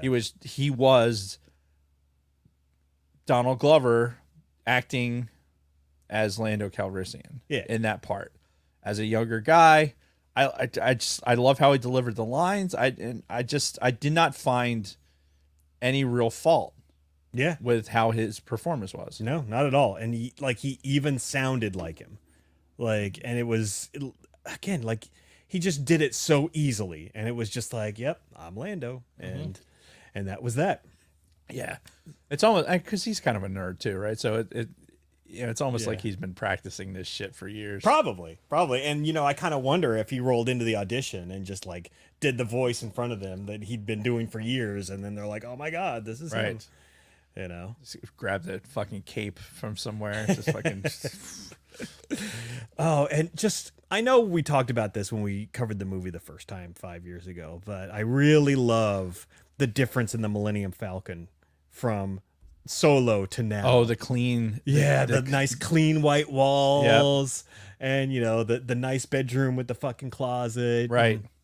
Give you what was cool, like the clean look, and it give you a little view into other compartments of the Millennium Falcon that you never saw before, right? And I just completely lost my train of thought. Did you watch it? Did you see it, people? Did you see the fucking train derail? You know what? I heard the fucking lawnmower running. I think it's a little too soon to say train derail. Be a little more sensitive, Dave. When was there a train derailment? The India thing over the weekend. Like 300 people killed. What? Yeah. I wasn't tracking. You insensitive fuck. I was not tracking. So, and the train just went by. Yeah. So hopefully nothing happened. Dave's going to get hit by a train Hopefully later on tonight. The powers of suggestion did not affect that. Yeah. So anyway, what the fuck were we talking about? Oh yeah, the clean Millennium Falcon versus India trains. Which, one thing that I'll say that they've done with the Han Solo character is they've really made him seem far less competent than he leads you to believe when you first see him in that cantina in A New Hope, right? Even through like Empire Strikes Back, as the fucking Falcon is just like, broke to shit and he's trying to get the hyperdrive working and all that. And, it makes sense. We get this nice spot clean Millennium Falcon, but as soon as Han Solo gets his fucking hands on it, like shit starts breaking, they start crashing, and then they lose the escape pod, and you could just kind of see Han Solo as the guy that just doesn't ever fix the shit, doesn't ever clean the walls. Doesn't fix it all the way. It's just it's me and a Wookiee living in here. Yeah. Right? So what the fuck do we care? Mm-hmm. We're in here to play space chest and fucking have some place to sleep. Yeah. Which, by the way, where does fucking Chewbacca sleep? That's a good question. Maybe he's probably got a hammock stretched out over somewhere. Is that something that in the toy? I don't think it ever was represented in the toy. No. Like a sleeping compartment. Well, the toys weren't 100% accurate either. Well, I mean, how could they be? Yeah. Like the scale was never right. Mm-hmm. I because the guns too. Like, I mean, the guns. Oh, yeah. The guns are never like just how what. Which, How by is the that way, happening? when Beckett was in the in one of the guns, when he was in the lower gun, it looked like he was laying flat against the bottom of the Falcon as he was doing the thing. Yeah. Which again, like I never picture it that way. No. When No, it's the guns are the guns are Star Wars physics at their finest. yeah. And but the idea that it was just a fucking singular cannon too. Like the weapons emplacement was so different. Yeah. All right, it was a different ship. Mm-hmm. I got to kill it. That gnat that Yes. keeps flying around. Keeps yeah. flying into my face. I'm going to inhale it. That's what's going to happen. I'm going to inhale it, and I'm going to. Dude, it's like That sounded bad. That sounded really bad. yeah. Oh yeah, Han Solo is an Air Force maintainer. Yes, just get a fucking BFH and beat it into submission, Yep. and Just as get long it as airborne. works. Just you know. dude. This is the time of year too where I miss being a maintainer. Sidebar, where the weather's fucking just nice. Like the temperature's not too bad. You don't need really any power out on the jet. Like you could be working on something and like with the power off, and you're just waiting for the Pro Super to pick you up, and it's just flight line's quiet, and you're just kind of just napping in the flight deck. Oh, it's just so fucking nice. Yeah. Remember those days? Did you ever have those days? Oh, just I was a maintainer for 6 years. there's nothing finer than just fucking all right, I'm done with this job. Pro Super, I'm waiting on the Pro Super to just come get us because you didn't have radios and shit. This was the fucking 90s. Yeah. And no phones. You just Oh waited. yeah. None of us had cell phones. Just waited till the fucking dude pulled up. Yep. And yeah, it'd be out there working some fucking bullshit right up. My favorite, and when you're thinking about the Falcon and thinking about shit breaking, like having to hit stuff, avionics, right? Avionics in 135. So many like little flags would get stuck that you got to fucking hit. Yeah, you got to pull it out and tap it. Yep, you hit the fucking FD 109 fucking flight director. Just get one of these flags to fucking pop out. Yeah. Or I think I've talked about it before on the show, but my favorite fix would be like early spring mornings when there'd be condensation like in the window of the ADI, and there'd just be like this condensation in there because the seal had long since fucking been gone. Yeah. And And we live in New Jersey. right. And so I'd get called up for a red ball, and they're like, "Oh, I can't see the tape for the ADI because this condensation's here." I'm like, "All right, just here." And they had that lamp. Remember the search lamp? Oh yeah. Yeah, I'd plug in the search lamp and fucking just sit there and just heat melt up, it. just heat it up. And then when the condensation would go away, I just unplug it, put the lamp away. It's like, all right, good to go, sir. Yeah, you put on the defroster. Right, exactly. And then fucking leave. And there's just the pilot just sitting there. What the fuck just happened? Like, yeah, man, this is how this airplane flew. Yeah. Oh my god, being a maintainer was fucking fun. When it wasn't snowing or raining, Yeah. or impossible problems to fix under impossible timelines, that was kind of sucked. So yeah, imagine being a maintainer on the Millennium Falcon. I don't think we need to. I think we see it. Yeah. We do. Why are you taking that apart? I'm trying to put this thing back together. Get us out of here. This one goes here, that one goes there, right? Fucking random welding. Yeah. Big hammer. So Shooting off fucking Minox. Like just randomly shooting the hull. yeah. So let me talk about some of the things that I liked really quick and All right. see how you feel. I really enjoyed the characters of Dryden Voss and Beckett. You know, the brand new characters in this, Dryden Voss being the main villain Right. in this, and Beckett also being the guy who kind of, he starts off as an ally but ends up being sort of a bad guy himself. Right. But yeah, I loved both of these characters. And who'd have thought Woody Harrelson in a fucking Star Wars movie was gonna actually pan out pretty well? Yeah. So the Voss guy I really liked. Yeah. I like, and the idea that the original fucking in the original movie that they were making, the Lord Miller version, Yeah. that apparently this was an alien Right. Yeah. for this character. Which seems like a waste to me. Yeah. I mean, who was the actor that played Dryden Voss? Oh, what's his name? Paul Bettany. He did a fantastic job. Yeah. And apparently it was like on a whim too. They're like, hey, we're shooting this Star Wars movie in 3 days. Can you make it as the main villain? Just and he did a bang up job. I like what they did with the makeup, where you could see like how like instead of getting red in the face, it's fucking like the stripes and shit would come out, like the Yeah, scarring. like and they would get like redder. Yeah. You know, and like when he got really pissed, the red would even come into his eyes. Yeah, I like that little nuance of it. I think it gave the character something. Yeah. And he was another one, a villain who wasn't just like 100% evil, like just I'm evil and I'm going to take over the world. You know, he's a fucking gangster. And, Right. And he had to answer to somebody. Yeah. Right. And it was established that he had to answer to somebody. Yeah. Right. Now, that was one of the interesting concepts of this. Like, everyone has to answer to somebody throughout this entire thing. Right. Yeah. The Woody Harrelson character, I don't. You didn't like him? So I there was parts of him. There's parts of the story that I liked, and there was parts of it that I didn't. Mm-hmm. I think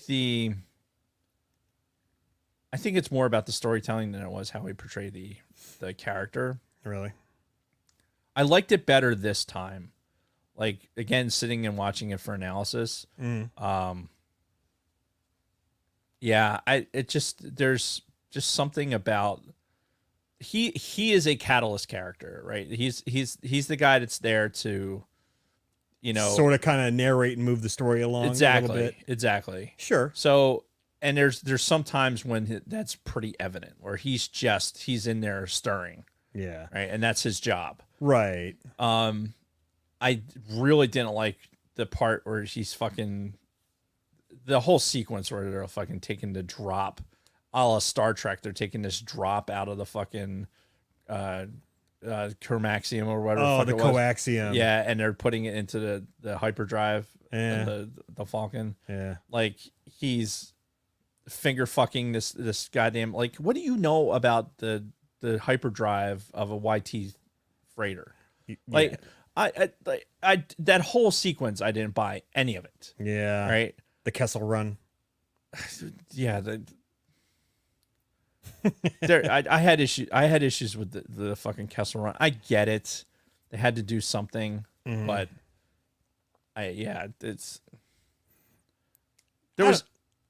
I like Beckett because I thought he was a good character that kind of he was not a criminal, kind of a criminal. Yeah, he worked for a crime lord, I guess. But he had his crew and he was a decent guy. He had his love interest who I didn't dislike her either. No, but I think here's the other thing that bothered me, and looking at the chat kind of like brings it into perspective, because they're talking about how fast Woody's crew dies. Yeah. I think if we're meant for Solo to model his behavior, his future behavior after somebody like Beckett, because it's kind of like he's looking up to this character. Like, so when he saw him on the battlefield, right? When he's like got the dually pistols and he's fucking right, and he's like looking at him like, oh, look at how awesome this guy is, Yeah. right? And he's like, this is the guy, right? He's confident. He's got a crew. He's doing the smuggling work and shit like that. Like, this is what he wants to be doing. He wants to be this guy. Sure. Right.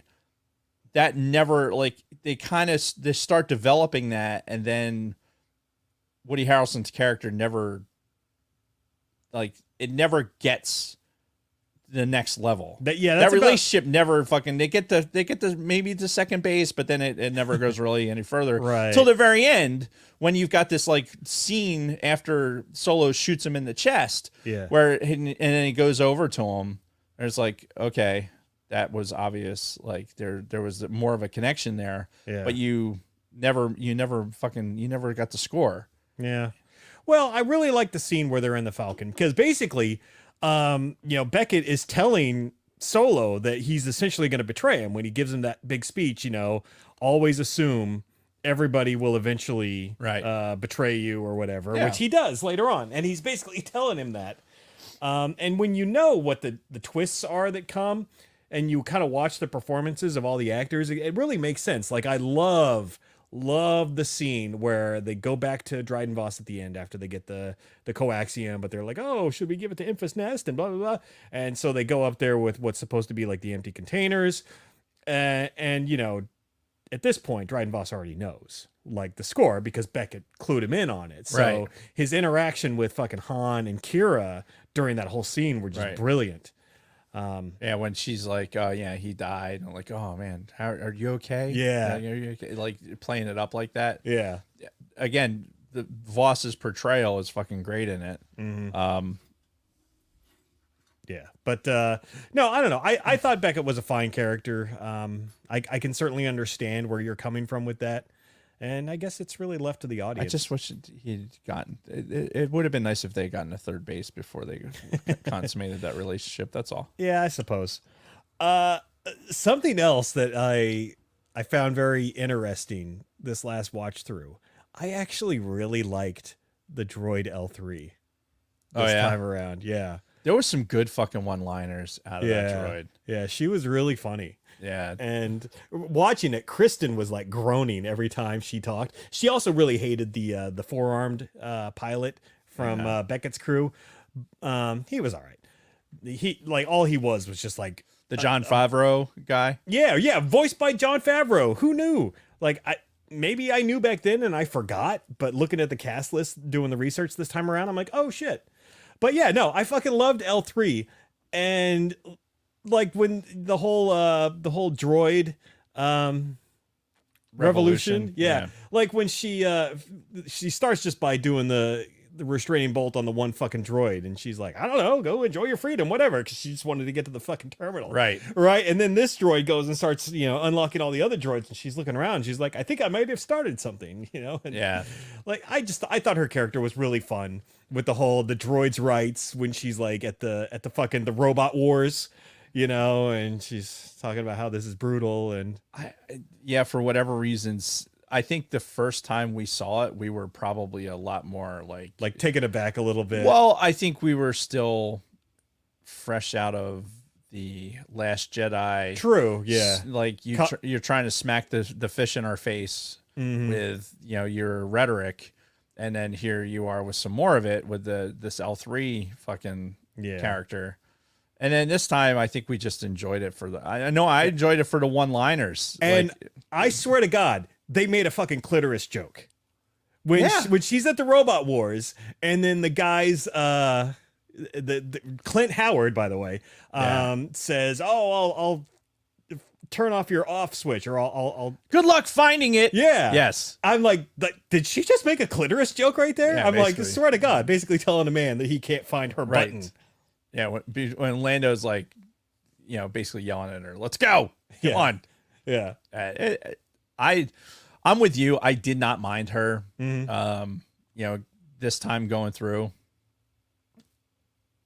Yeah, that's all there is to say about that. Yeah, I just enjoyed the character for the one-liners and everything else. Like that's what she's there for, and then ultimately to become the nav database for the Falcon. The Falcon. Yeah, and of course the whole scene with her and Kira on the bridge, where they're talking about like her relationship. How would that work?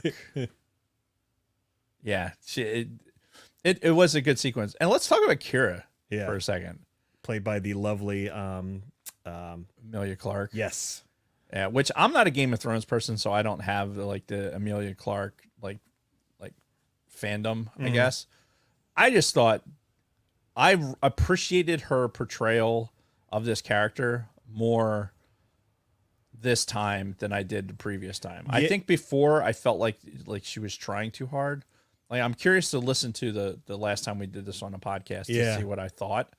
But watching it this time, I think there were some subtleties that I really didn't see before that she was performing with the character. Well, yeah, because you see especially when you're talking about the difference between her at the beginning of the movie and then when Han stumbles on her. Was it 3 years later? 3 years later. Yeah, I think it was 3 years later. But yeah, Sure. like her character is completely different at that point. Yeah. And because she was probably fucking turned out by all these gangsters over the last 3 years. However, she had whatever she needed to do to get out of the situation she was in before.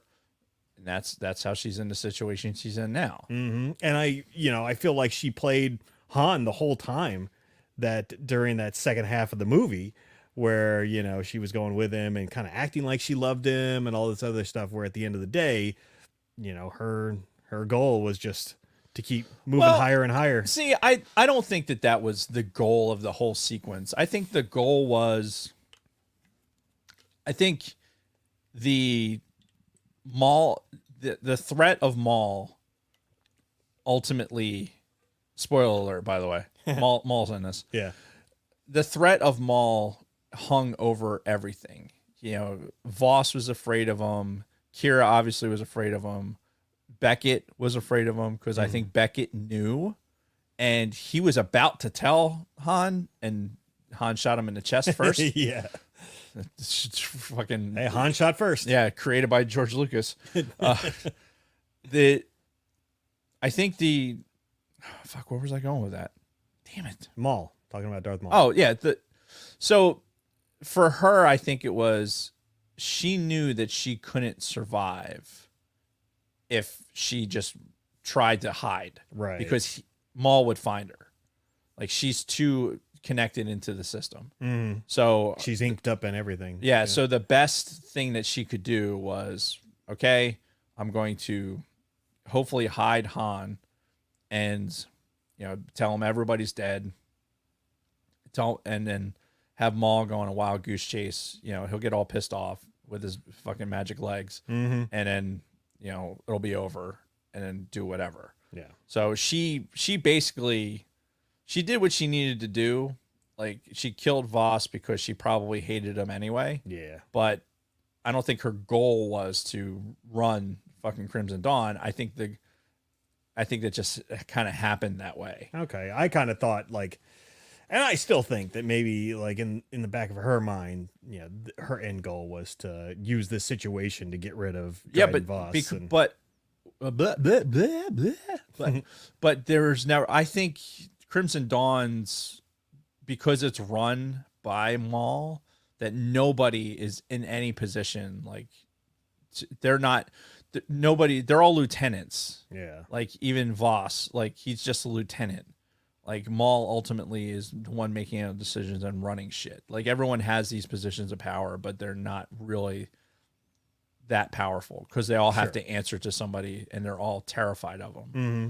So how Maul is running Crimson Dawn is through this fear and his giant fucking Mr. T necklace of fucking Crimson Dawn fucking bling. I don't know if everyone noticed that this time. I pity the fool who doesn't bring me coaxium. That's right. I'm going to light my lightsaber. Just to emphasize that point. Yeah.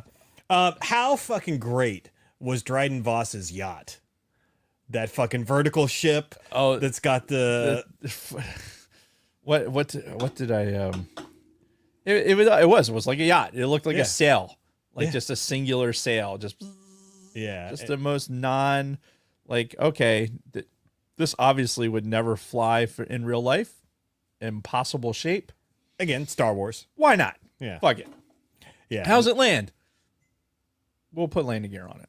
Yeah. But how does that work? It's like, no, don't worry about it. Yeah. It's like the fucking would you believe that I forgot the name of the ship again in fucking Fallen Order? Shit. Oh. God damn it. Help me. Oh, help me, Jesus. The chat helped you last week, so Yeah, hopefully they'll get you again this week. the ship. You know why I don't remember the name of the ship? Because in Jedi Survivor, I've spent almost no time in the ship. Yeah. Like this, I just left the main planet. The Mantis. Thank you, chat. Thank you. I just left like the main planet. I want to say Kronos. I know it's not Kronos. Because I was getting frustrated with trying to find one item to get to this one search area to be 100%. I can't fucking find it. So I'm like, fuck you. And so I fast traveled to the fucking landing pad and just was like, fuck it, I'm out. And I fucking flew to Jeddah. So now I'm in Jeddah trying to get that to 100%. But playing this game, if you're not playing Jedi Survivor, like you should be, because the story is great. And I've been done this story, for 2-3 weeks now? At least, yeah. And I've played this game. I put a lot of hours into it to just playing through. They have these things, they're rumors, and it's basically a side quest. So you have these side quests that you're able to do, and there's so many stormtroopers and fucking battle droids to kill. and just Battle droids. yes, there's battle droids in this. Oh, nice. Yes, you got stormtroopers and battle droids and droidicars and like and then randos and like in the trailer when you grab a stormtrooper and you're using his gun to fucking shoot. Yeah. I just unlocked that fairly recently. Oh my god, this is the most fun fucking thing ever. Because when you're standing there, you're like holding him and he's shooting. And then, like, when he's out of ammo or when he stops shooting, you just go, zook, like, skewer him and fucking throw him to the ground. Like, oh my god, this is the most fun. This is the most fun thing ever.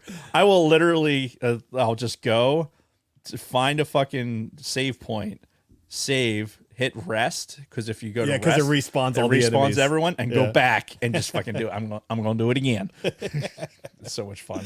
Oh, that's good shit. Anyway, what were we talking about? We're talking about Solo. So getting back to Solo. we were- Crimson Dawn. Yeah, well, we were talking about the yacht and everything, but just some more of the stuff that I liked. The fact that it's still Star Wars. It still feels like Star Wars, despite Yeah. Alden Ehrenreich's performance. The whole movie is just, again, it's got a Star Wars feel to it, and it's now that we've had Andor and things like that, it has more of an Andor feel than like an original trilogy type feel to it, and that's fine. It has more John Williams music elements into it because Yes. it brings the asteroid Yeah. field theme. Yeah, that is was in that it. was one of the better parts of the Kessel Run portion was the Yeah. fact that you had the asteroid field theme in there. Yep. Yeah, that was great. And then of course every time like Han got in the like the cockpit of the Falcon or whatever, it'd be the da-da-dun, Yeah. da-da-dun. Classic John Williams score, and then you had other score that was in there that was decent too. So Yeah. I think the music was good. I got rid of Solo's performance almost immediately. Like I wanted it to be good. I wanted to like it. I can't. I just- can't get into it. I just discounted it, and I enjoyed the rest of the movie so much better because I just completely discounted it. Now, what's your issue with the DL-44 and him? Well, so it's the overall like how they had to jam every single thing in Han's origin into this one fucking movie. From getting his last fucking name to meeting Chewbacca to meeting Lando to getting his fucking gun, to doing the Kessel Run to getting the Falcon. They had to shove all of this into one fucking movie, and it's like, why did you have to do that? All right, so if it were me, using that same argument, if I could eliminate things from this movie, I would eliminate the Kessel Run, and I would eliminate the Solo fucking last name bit because that's fucking horseshit. That Han Solo. Solo, he's by himself, so Solo. Fuck you. I have- know. Oh, I prefer the meme that I posted today. It's like, I have no people, I'm alone. Han alone. No. I missed that one. I didn't Yeah. see it. That's a great meme. That's been out since Solo first came out. And it's one of my favorites. Alono. Sorry, I don't know why I'm playing with the knife. Yeah. I gotta stop. Yeah. No, I would get rid of the Kessel Run. I'd get rid of the Solo bit. I'd get rid of there was one other big part that I really Meeting Chewbacca, obviously. That was another thing they put No, into I this one. see I like that part. I think if you get rid of like the Kessel Run, you can keep the Chewbacca bit with what happened on. I don't mind him being like, all right, he fucking failed out of flight school because he's a real pain in the ass, right? So they fucking like, all right, They put him on the front lines. all right, so you're not going to conform to being a TIE pilot, so we're going to send you somewhere else. Yes. We're going to PCS you to the front lines, or Which, did we ever find out what planet that was where they were having that big battle? Like, because they never really get into it. Like, where they are, like, who these separatists are that they're fighting or anything like that. oh, it's Mimban, right? Oh, okay. Yeah, I'm looking at Wikipedia right now. Mimban, and it's the Mimbanese Liberation Army. Oh. That's probably some shit that came out Yeah. in an encyclopedia afterwards. But I like the, this is how Beckett shows up. He's in somebody else's dead guy's uniform, and he's like, okay, we need to get to the lines, and we need to steal that vehicle, and this is the best way to do it. Yeah. I all that stuff to me was believable storytelling. Sure, yeah. Right. Han picking up on it. Like, now, granted, I think other people would too. Right. And basically Beckett, like, oh, you wanted to blackmail me? Okay. Yeah. Here, come here. Hey, Lieutenant, come here. This guy, he's a fucking traitor. You need to get rid of him. Well, but what's weird about that fucking scene was the second they grab Han, he's like, "Don't leave without me." Like, this guy just rolled over on you like 2 seconds ago, and you're like, "Don't leave without me. Take me with you." It's like, what makes you think that these fucking people are gonna take you?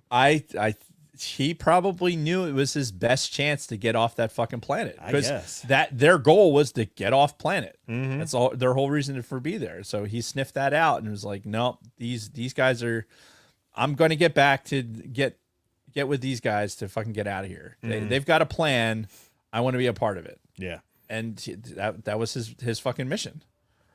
They had some really cool, just kind of sidebar. They had some really cool troopers in this one. They had those new snow troopers with the big furry boots and the magnetic boots that they were walking on the fucking train. And there was that one trooper on the fucking speeder in the beginning that was like trying to pull him over like a cop. Right. Both of those troopers are awesome looking, and I got to see if they have Black Series figures for those. They have to. Right? Yeah, I would think that snow trooper especially, like, that was a very cool visual from that movie. Yeah. But yeah, it's funny that like half the time I'm thinking like, ooh, Black Series. Yeah, exactly. Like, oh, that'd be a cool Black Series figure. Yeah. Like, oh, that'd be. And what's really funny is, or funny or sad, I guess, is that I don't have the pop sickness nearly as bad. Right. Because before I would look at it, I was like, oh, I can't wait till the pops come out for that. Yeah. And now I don't have that. Yeah, you've transitioned to Legos. Yeah, I mean, well, Legos have always been there, but now Legos is just up in the forefront. Oh yeah, because you can only have one. You can't any more than one, and then you're risking divorce and all kinds of other stuff. And There's nobody can afford that. Yeah. Which is Oh, why. see, Smirking Bear says Snow Trooper from Solo exists. Yes. So yeah, He I got has one. Oh well, shit. Well, I gotta find one. So you talk real quick, and I'm gonna go to eBay. You know what? While you're going on eBay, I'm going to do a thing. Okay, what are you gonna do? I'm going to do this. What is this? That. Oh, all right. So while I'm looking this up on eBay, I'll look it up during the break. Dave has to What just happened? use the outside. What?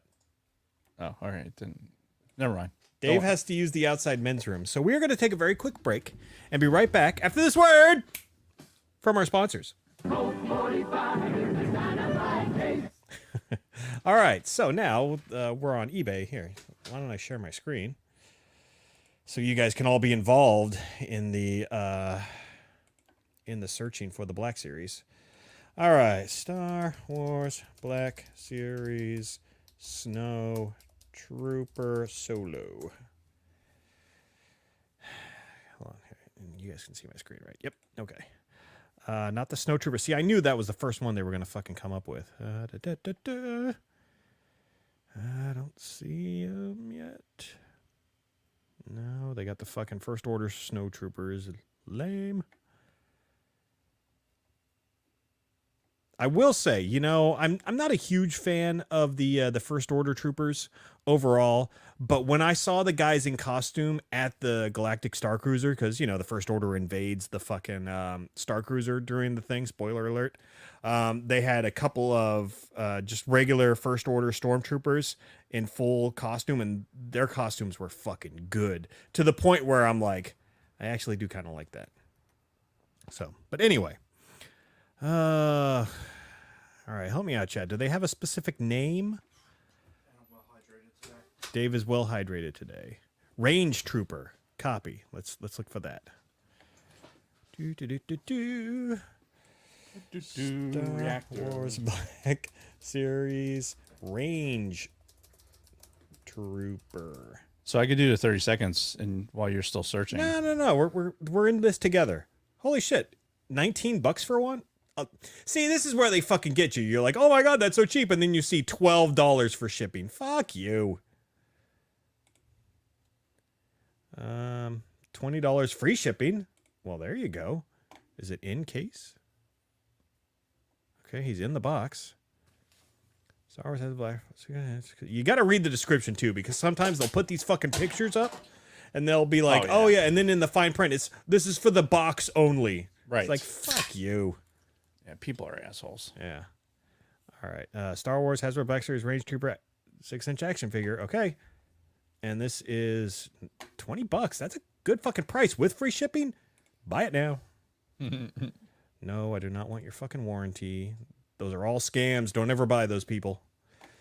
Don't look at my cards. And splat-ow. Look at that. That's how you do it.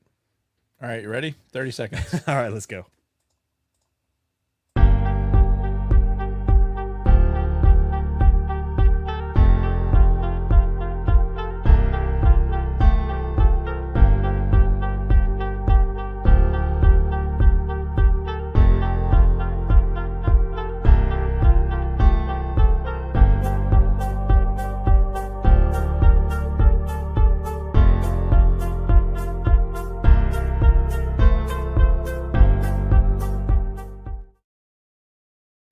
And we're back. So nothing to see here. yeah, just a reminder for the people who are only listening to us on audio. You really are missing a little bit of the show when you're not watching our YouTube channel, because Facts. the people during the break got to watch me find and buy a new Black Series figure, as my wife is saying in the chat. What's going on here? Yeah, wait, what did I miss? Yeah, so that happened during the break. It certainly did. Yeah. So anyway, let's finish up this solo conversation, because I know Miss Lopez has got a lot to say today. Some more things that I didn't like. The fact that they very obviously left this open for a sequel, because again, I think the hubris of Kennedy and company going into this was like, fucking, we can't lose. We put Star Wars on any fucking movie and it's gonna just like be gangbusters, because, you know, I think their initial intention was to release Star Wars movies on the same cadence as the Marvel movies. Because, you know, we get 2 to 3 fucking Marvel movies a year at this point. Right. And I think their initial intention was, well, fuck, if these are all going to keep making money like this, let's just vomit out all the Star Wars movies. And then Solo just very quickly just brought that thing to a fucking halt. Because it was this movie is when fucking Bob Iger and Kathleen Kennedy both said, oh, we need to rethink how we're doing Star Wars movies and we need to pull back. And, you know, Rise of Skywalker was already in production because they had to finish that trilogy. That came out, and then we haven't seen another fucking Star Wars movie since. So, again, I think Solo is a victim of The Last Jedi's fucking failure. Yeah. Honestly, what is really what it comes down to. Like, I think the sequel trilogy is what really killed Solo, because I don't think Solo, again, is as bad as the ratings would indicate, you know, especially based on the initial box office. And I really, do I think that we need a sequel? No, I don't. Yeah, they kind of left it open. Yeah, they could continue to tell that story of, you know, Kira and what Han does or anything else. Yeah. But that they don't need to, because No. they implied that Han's going over to do the job for Jabba. Yeah. Well, I guess it's mostly with like Kira and Maul, which I guess they've fleshed those out in the comic books since then. Right. A lot of that story, but still, it felt like they were building towards more live action with some of these characters. Sure. And obviously, because I'm sure they would have liked it. Yeah. They would have liked to have. I mean, shit. But in reality, no. I think that after, I know our biggest thing was back in 2018, we were like, why, or even shit.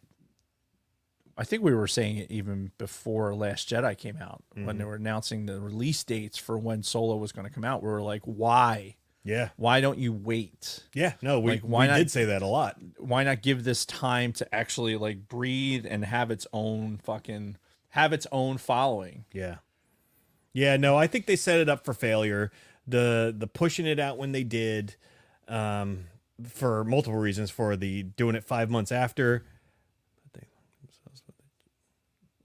What? Wow. I just like the idea of big trouble in Little Corellia. Yeah. Yeah, no, I think it was just it was a victim of poor timing on their part. And again, I think so much of it was on this young kid who just could not become this character. He spent the whole movie trying to imitate the character, and that's not going to be successful. You know, and you've got a great case study between Alden Ehrenreich as trying to play Han Solo and Donald Glover being being Lando. Yeah, You know, I would agree. And the shame of it is too that now that this something like, you know, you have Solo, this is probably it. Well, it most likely ruined any opportunity that Donald Glover had to do Lando. well, they're still talking about a Lando series. Don't. You can talk about it. Go ahead, talk about it. Have conversations. Have tea. Sit down, have a cup of tea. Talk about doing a fucking Lando series, but don't do it. Yeah. Like seriously, don't do it. I mean, I get it. I get it. You want to flesh that out, and Donald Glover did a great fucking job, but that was Donald Glover fucking in 2016 probably. Yeah, when You're talking 7 years ago. Like, is he going to be able to play the same character and the same? I'm like, sure he's a pretty talented dude. Look, there's no guarantees. No, there's not. There's no guarantees. Yeah, I mean, maybe it was a once in a lifetime moment that we got captured, but I don't know.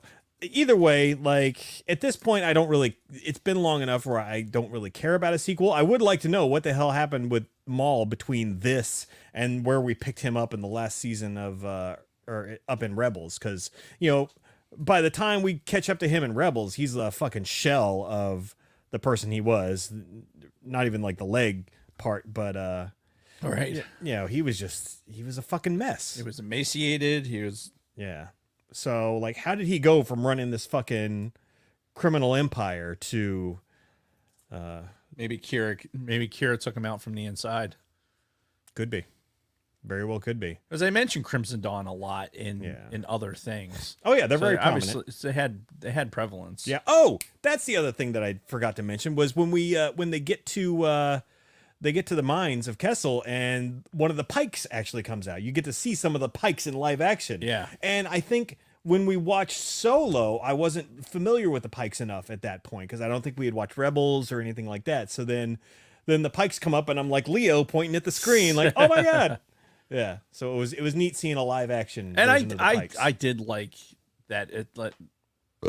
Excuse me. That whole escape sequence, like the Pikes in the room with Kira. Yeah. And next thing you know, she fucking takes him out. Mm-hmm. Like, no, okay. Yeah, that was a good sequence. Nice work. Yeah, and then like Chewbacca wanting to go and free the Wookiees and stuff. There was, again, there's good stuff in this, and it's good Star Wars content. Right.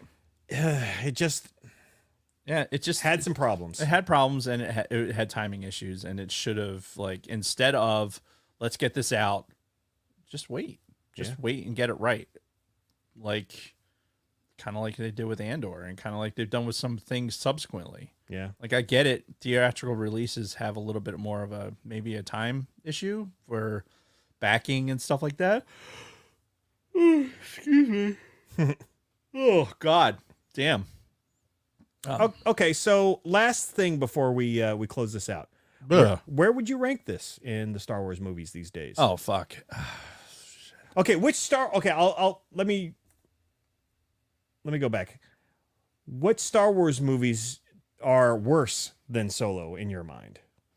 Like, what would you rate Solo above in your Star Wars ranking? Last Jedi, for sure.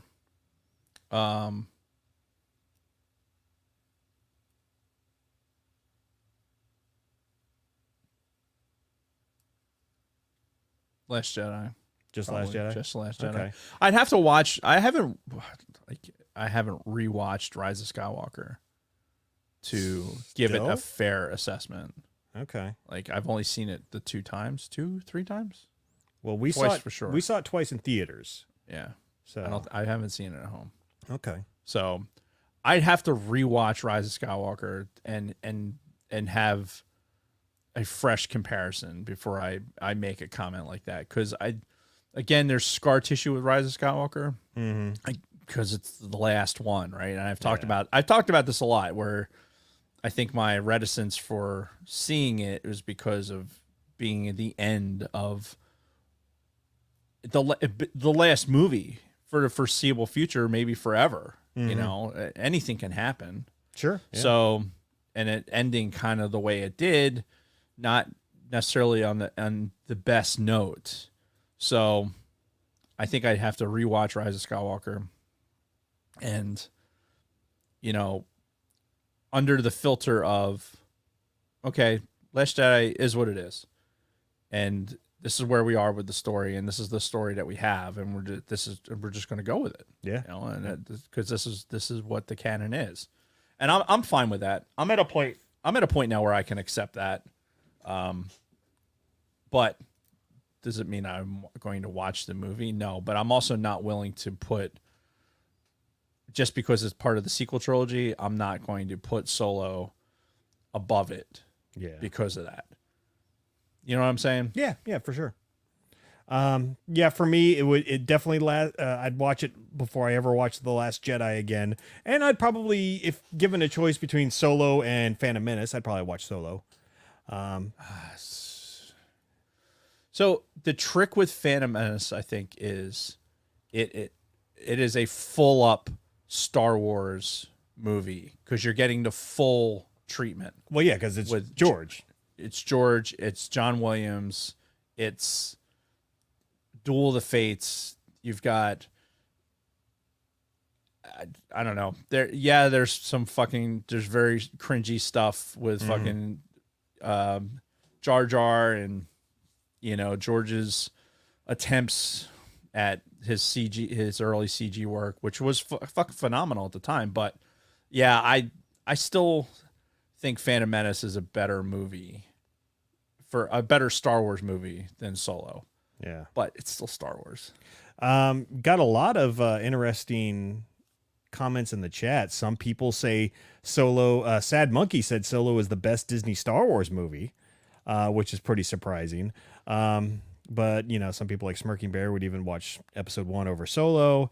Yeah. I think Lunar Girl said Solo is above both episode 1 and the whole sequel trilogy. That's a bold statement. Yeah, no, definitely not. Like Force Awakens, come on. Yeah, Force Awakens is. I would not. Yeah, it's still top 2 for me. So. Yeah, I think what you're doing there is you're taking the entire, you're taking episodes 8 and 9, and you're using them as anchors to drag down episode 7. If you just take episode 7 by itself, and everything that went into it, all the hype and everything else, I mean, that's your opinion. Are you an angel? All right. Well, that closes the book on Solo. Yeah. Overall, I'd say, as Star Wars fans, it's still another great piece of content that we can enjoy. You know, skip over the bad scenes, watch the scenes you like. I think that in another 5 years, people are going to go back and watch Solo and go, you know what? This was a lot better than people thought it was. Yeah, I could definitely see that. Because even now, 5 years later, I have that opinion. Yep. No, I agree. I just, I wish there was a way we could edit Alden Ehrenreich's performance and make it better, and like make the Solo special edition where you fix him. It's just, let's not start with that. Let's not start with that shit. All right. So real quick, before Miss Lopez comes on, next week, we are talking about Batman. The Batman. Yes, 1989 Batman. Yes. Because we're getting ready for The Flash coming out in a couple of weeks. Yes. So we are going to watch the original Michael Keaton Batman in anticipation. Have we figured out if that's streaming anywhere yet? It's probably on HBO Max, but I have not confirmed that yet. All right. Maybe in the chat. Yeah. Somebody knows. Yeah, somebody in the chat help us out. So yeah, we're talking about that next week, and then we're talking about the actual movie, The Flash, the week after. So good times, because we're seeing it. We've got our tickets. Yeah. Should be good. Oh, speaking of tickets, I bought my Indiana Jones tickets too. Yeah. I only bought seats for me and Ben because none of the rest of my family want to see it. I do want to see it, but when they're seeing it is like the day before I go on vacation, so that's not gonna. It's not a good look. That probably would not fly in the Martin household, I'm sure. No. So, all right, well, I guess that leaves nothing but Miss Lopez. Hey, hold on. Oh, whoops. Actually, maybe that is. Me so horny. Oh yeah? Yeah. Is that what you think? Maybe. Me love you long time? Never mind. Forget I said anything. Me so horny. No, I meant to say. Hey. Yes. Me so horny. Yeah. Babu up there in his bad neck. Me love you long time. Yeah. How's it going? I don't know how to differentiate those voices now. Okay. That's fine. Me so horny. That was good. Yeah, hi. How we been? I'm tired apparently because I'm some sort of time traveling wizard or something. The memes have been out of control lately. Yeah, the memes are strong with the escape pod. Yeah. Yeah. I'd almost say that they're obsessed with you a little bit. I have that effect on people. Yeah. Yeah. They cannot seem to get you out of their It heads. must be the taco flavored Kisses. It's got to be. Yeah. And they're coming to New Jersey. Taco 2 flavored months. Kisses? No, the escape pod. Oh. Yeah. Yeah. So They're excited, I'll bet. That'll be something. Yeah. They wanna cut this guy's arm off. It's fucking weird. Yeah. No. There will be no chopping of arms. No, I'm not looking. I'm not looking. Am I looking? I don't know. I don't know if I'm looking. Oh my God. Who the fuck keeps texting me? Ah! I don't know. Who is texting? A bunch of people were texting me during the show. Anyway, continue. So I guess I do the reads? Yeah, let's do the reads. All right. We got a lot to get through. Yeah. Do we? What extra stuff? You had mentioned that I had a lot to say. I'm not. Well, I've actually got some stuff to say during this as well. Oh, so it's you. You have a lot to say. But some of it's about you, so we'll see. Really? Yeah. Just me? Yeah, just get through your reads, do your normal thing. Well, and now then I'm intrigued. Jesus Christ. We have reviews, okay? Oh! You mean the reviews that we had last week that somebody ignored? Because they didn't realize that even though I say every week that Audible has reviews? What? I got to check that? That's got to be on my cross-check also? Jason, What? you have one job. I have more than one job, thank you You very have much. one job. It's to check for reviews. I only scream it once a week. And I'm always in Apple making sure that I'm checking the reviews. But apparently Spotify is where it's at now. So Was it Spotify or Audible? Audible is where it's at now. Oh my God. You see what I have to deal with, people? Yeah, You're talking about me affecting Dave. Really, it's this guy over here. really? I'm the one driving Dave crazy? You're like the black hole of darkness. I don't even know what that No, means. parents. I don't know what that means. So just carry on. In Red 5 happenings, we never did get that holder. We need a holder. Yeah. Eh.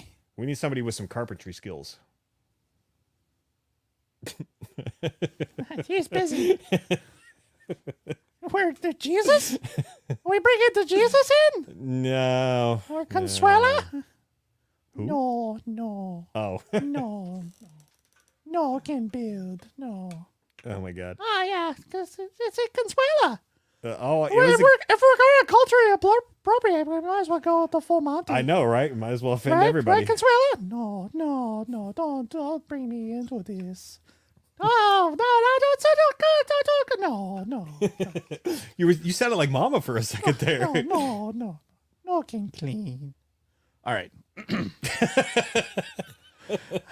don't know what voice is it. Are you okay? I don't know what's happening. Neither do I. I can say Red 5 happenings. Okay, well let's get through it. 2100, 9 p.m. Eastern. Hop into the live chat of After the Weekend on YouTube. R2 and JT will be discussing their favorite movie scenes with their guests Left Eye, Ego, Beard of Liberty, and Legion Talk. Beard of Liberty. That is fucking great. Sounds glorious. What a great fucking name. Beard of Liberty. That just made me, the Beard of Liberty. Good one. What a great name. The Red 5 Network has 28 active podcasts and 7 archive pods for a great total of 35. I'm 37? Plus 2 podcasts. Check out bio.link/red5. That's bio.link/. I'm about to start 2 fucking podcasts and get them on the Red 5 Network. So Yeah. we have 37 again. Red. This is bullshit. Cinco. Yes. No, don't start 2 more podcasts. There's no bandwidth for that. Oh, trust me, I Yeah, know. there's no way. No. No bandwidth for the podcast. No, Jason, no. Okay, fine. Bio.link/Red5 to browse the lineup. There's something for everyone in the Red 5 Network. Cantina Family Happenings on Tuesday. I should be looking at the camera. That way the escape pod guys have good screenshots. Yeah. Because my eyes are in good shape today too. Yeah, they look good. Yeah.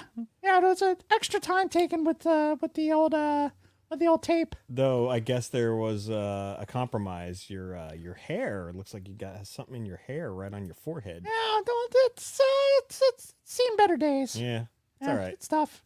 Yeah, once a week, it's like yeah, That's fine. it's tough being abroad. Oh, I believe it. You know, I was floored, and I only learned this a few years ago, that women don't actually wash their hair every day. Like, I thought it was gross at first, but I guess, Yeah, because apparently it's bad. Yeah. Allegedly. Yeah, because, I mean, You as know, guys... like us girls know that we don't do that every day. Right. But I can't imagine not washing my hair every day. Right. I'm in the same boat. There are people that don't shower regularly. Ugh. Yeah. If I go more than 24 hours without showering, I feel it, and I feel disgusting, and... Yeah, no, fuck that. I can't go to bed without showering. If Well- I'm dirty and I put my dirty foot in the sheets, then I'm all fucked up. Yeah. Yeah, it's bad. Alright. I have an issue. Oh, yeah, I'm sure. But anyway, sorry to distract. On Tuesday, Use and Abuse will be discussing Disney animated villains. Whoa, hey, Rick, you'll be liking that. You're a Disney guy. He's a Disney guy. And congrats on hitting 100 subs on YouTube last night.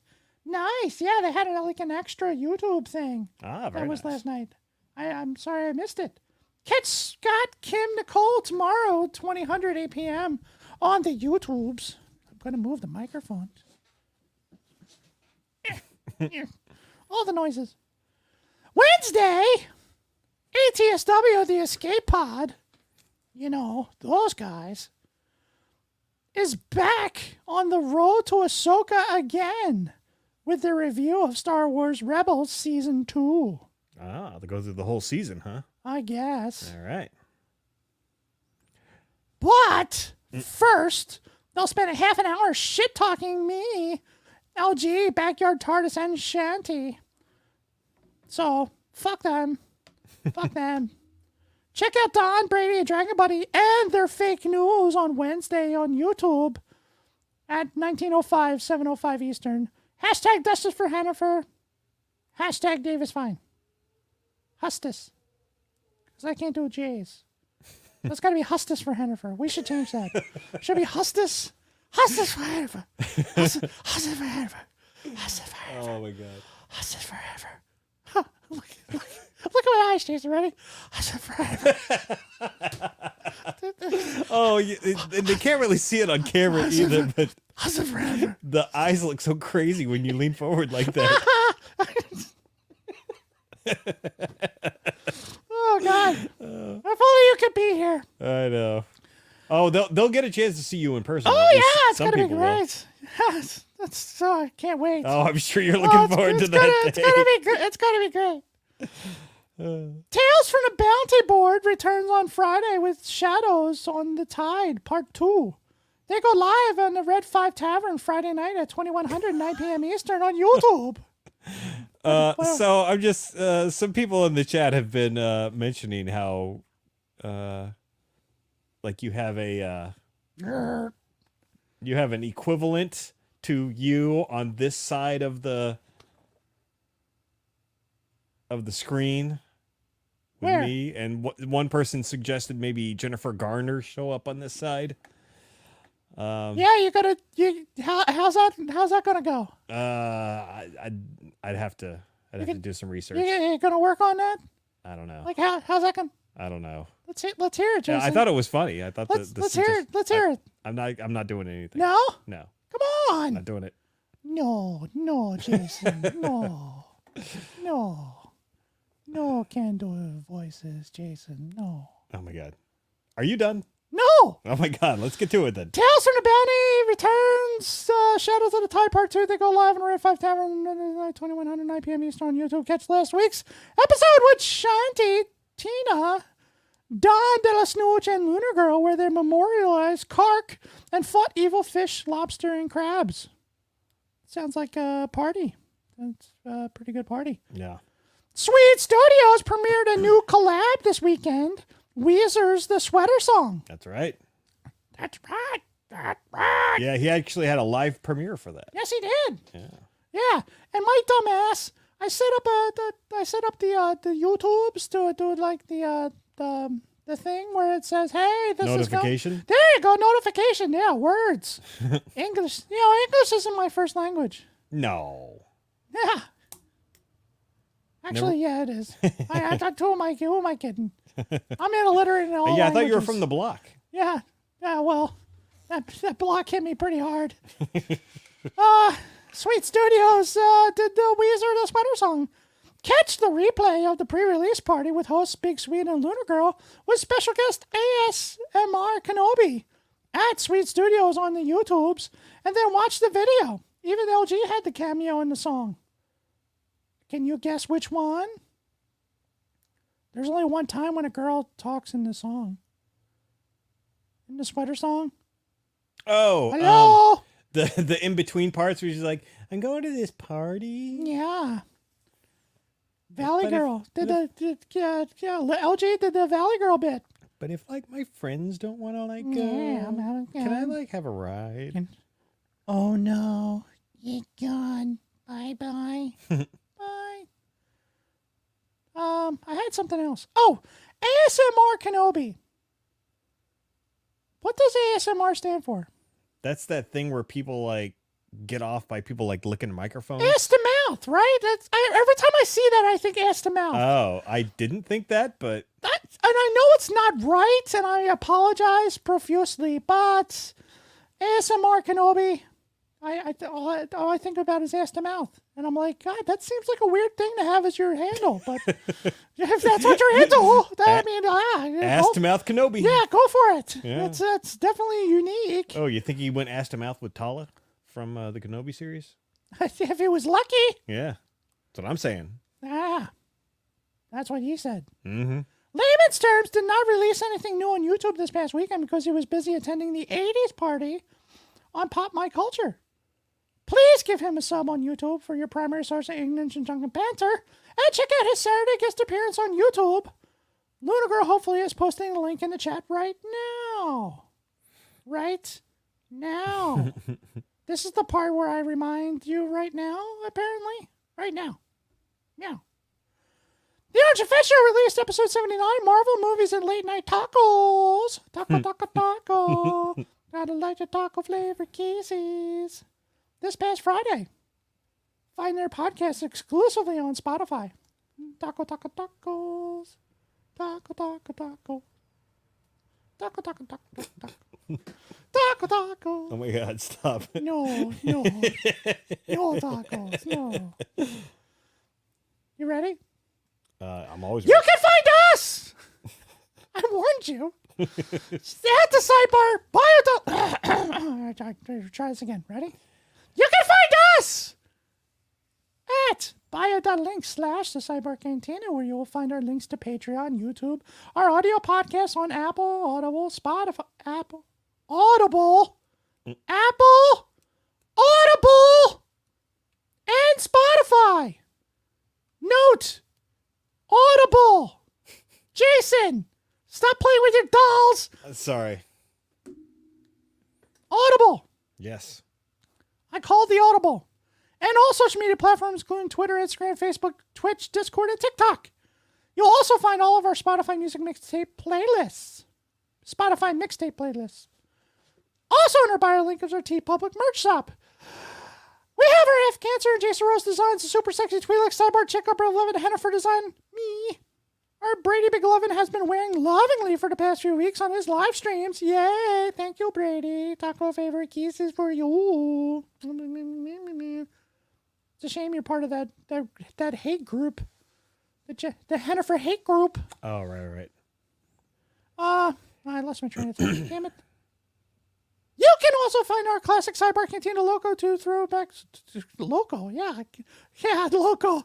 Yes, Sidebar Cantina logo and 2 throwback designs from a Gen X point of view. There are t-shirts, hoodies, tote bags, phone cases, other stickers and pins, wall art, magnets, notebooks, laptop cases, pillows!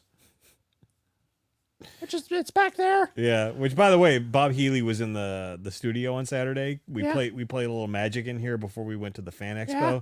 and he looked over and he saw my pillow. He's like, ah. Ha ha ha ha ha! You can't unsee Yeah. the Jason Rose. Yeah, I feel better now. Make sure you tag us on the socials with your Sidebar merch. Reviews! We have some new reviews. Yes. Go ahead, Jason. Okay, so yeah, we've got some Audible reviews, and thank you very much to Luna Girl for collecting all of these for us. And I'm going to start with this one because a certain member of the cast is mentioned in this. This is by Pops Culture. Wonder who that is. 5 stars, titled "The Zany Adventures of 2 Gen Xers and 1 Parasite." Join Jason, Dave, and the time-traveling criminal parasite Hennifer Hopez for hilarity and hijinks. That was again from... That's the whole thing. Yeah, that's the whole thing from Pops Culture. That doesn't make me happy. Yeah. But thank you for the review. Yep. All right. Next one comes from Culture Popping Daddy. Wait a minute. 5 stars. The train wreck you just can't look away from. Yes. Look deep into my googly eyes. Well, the first word is Hennifer Hopez. The parasite controlling Dave manipulates Jason with her googly eyes and shares or for her own sinister purposes. It's fascinating to listen to her orchestrate this podcast for who knows what. So? Yeah. So what? What are you going to do about it? Huh? What are you going to do about it? You think you're so smart? Huh? Yeah, you can't do shit. Come on. Go ahead. Hi. All right. The next one is from The Escapist. Great YouTube channel, by the way. They do good video game reviews. Titled The Hennifer Hopez Conspiracies. Oh my God. So you're so far you're 3 for 3 on these. Nice. They're fun to listen to when they actually do a show. Hennifer Hopez, a criminal parasite who led the revolution in a Latin American country before becoming attached to Dave, controlling every aspect of his life, now uses this podcast to further her plots to take over the world. She recently led the terrorist attack on Belgorod, Russia. Well, I mean, I'm not going to comment on that. And also, you would assume that, like, if I was something in Latin America, that I'd be able to speak Spanish. See, And 3PO. But we all know that my grasp of the Spanish language is limited to cinco and C. and tacos. And tacos. All right. And burritos. The Oh, you like that? You like how I roll that R? Burrito. Yeah. Burrito. No. I'm so Spanish. Burrito. No. You know Spanish. No. Oh my God. All right. The next one was from The Great Spoiler. 5 stars. Parasite the Podcast starts off, Jennifer Lopez, again, Latin revolutionary and space parasite, has attached herself to Dave's arm and is controlling him. I feel like these are all the same person. She uses sexual persuasion to manipulate Jason. Rule 34, anyone? Oh my God. And totally control the Sidebar Cantina. My God, if there's Rule 34 stuff with this hand puppet, then it is done. Oh God! When she's busy, when she's busy wreaking havoc on the world, she uses Jason's work as an excuse to skip an episode. She is the Yoko to Jason's John. There is some fucking good Photoshop. Oh my God! That I think is being done down under. Oh my God! Of me being represented as. This is actually better. I get the old leg up here. Yeah. It actually works out. All right. Then we have one last one. This is from Frogster. More fun than a barrel of frogs. I love this podcast. The best part is Jennifer Lopez. She kind of sounds like Yoko Ono doing her Red 5 reads at the end of most episodes. The Escape Pod podcast has uncovered a lot of dirt on this Latina. It's so funny. And that is the end of the Audible 5-star review. Well, thank you for the reviews. Yes, and again, as a reminder to anybody, if you write us a review on Audible, Spotify, Apple, send us a screenshot and we will read word for word your review. Yeah. So yeah, keep them coming, and yeah, that's some heady research you lads are doing over there, lads and lasses too, apparently.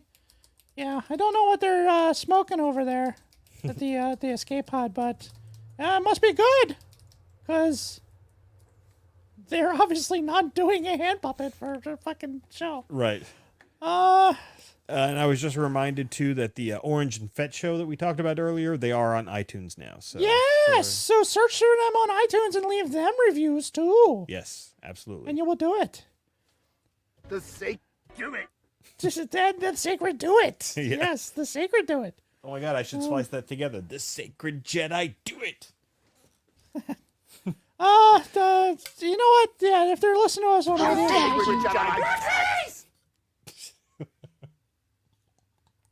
are you done?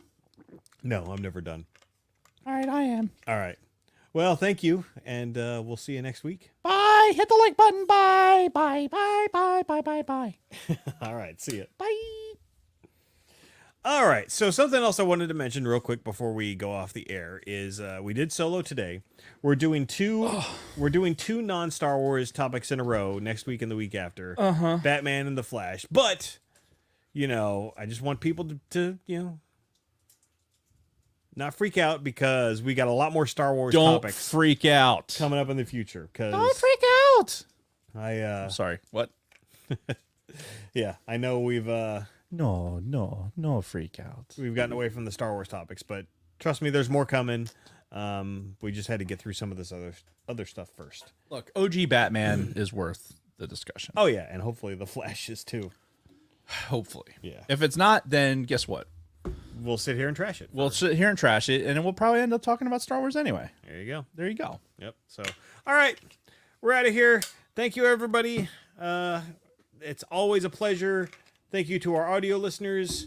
And until next time, Dave and everybody else, may the Force be with you. May the Force be with you. Clunk. Again, it's not the same without beer. Oh, okay. So what do I click? Good one. Yes, Batman next week. Batman 1989. 1989. I'm Batman. Darkness. No parents. All right. Well, no after show as usual, because we got Yes, shit we got to take because care of.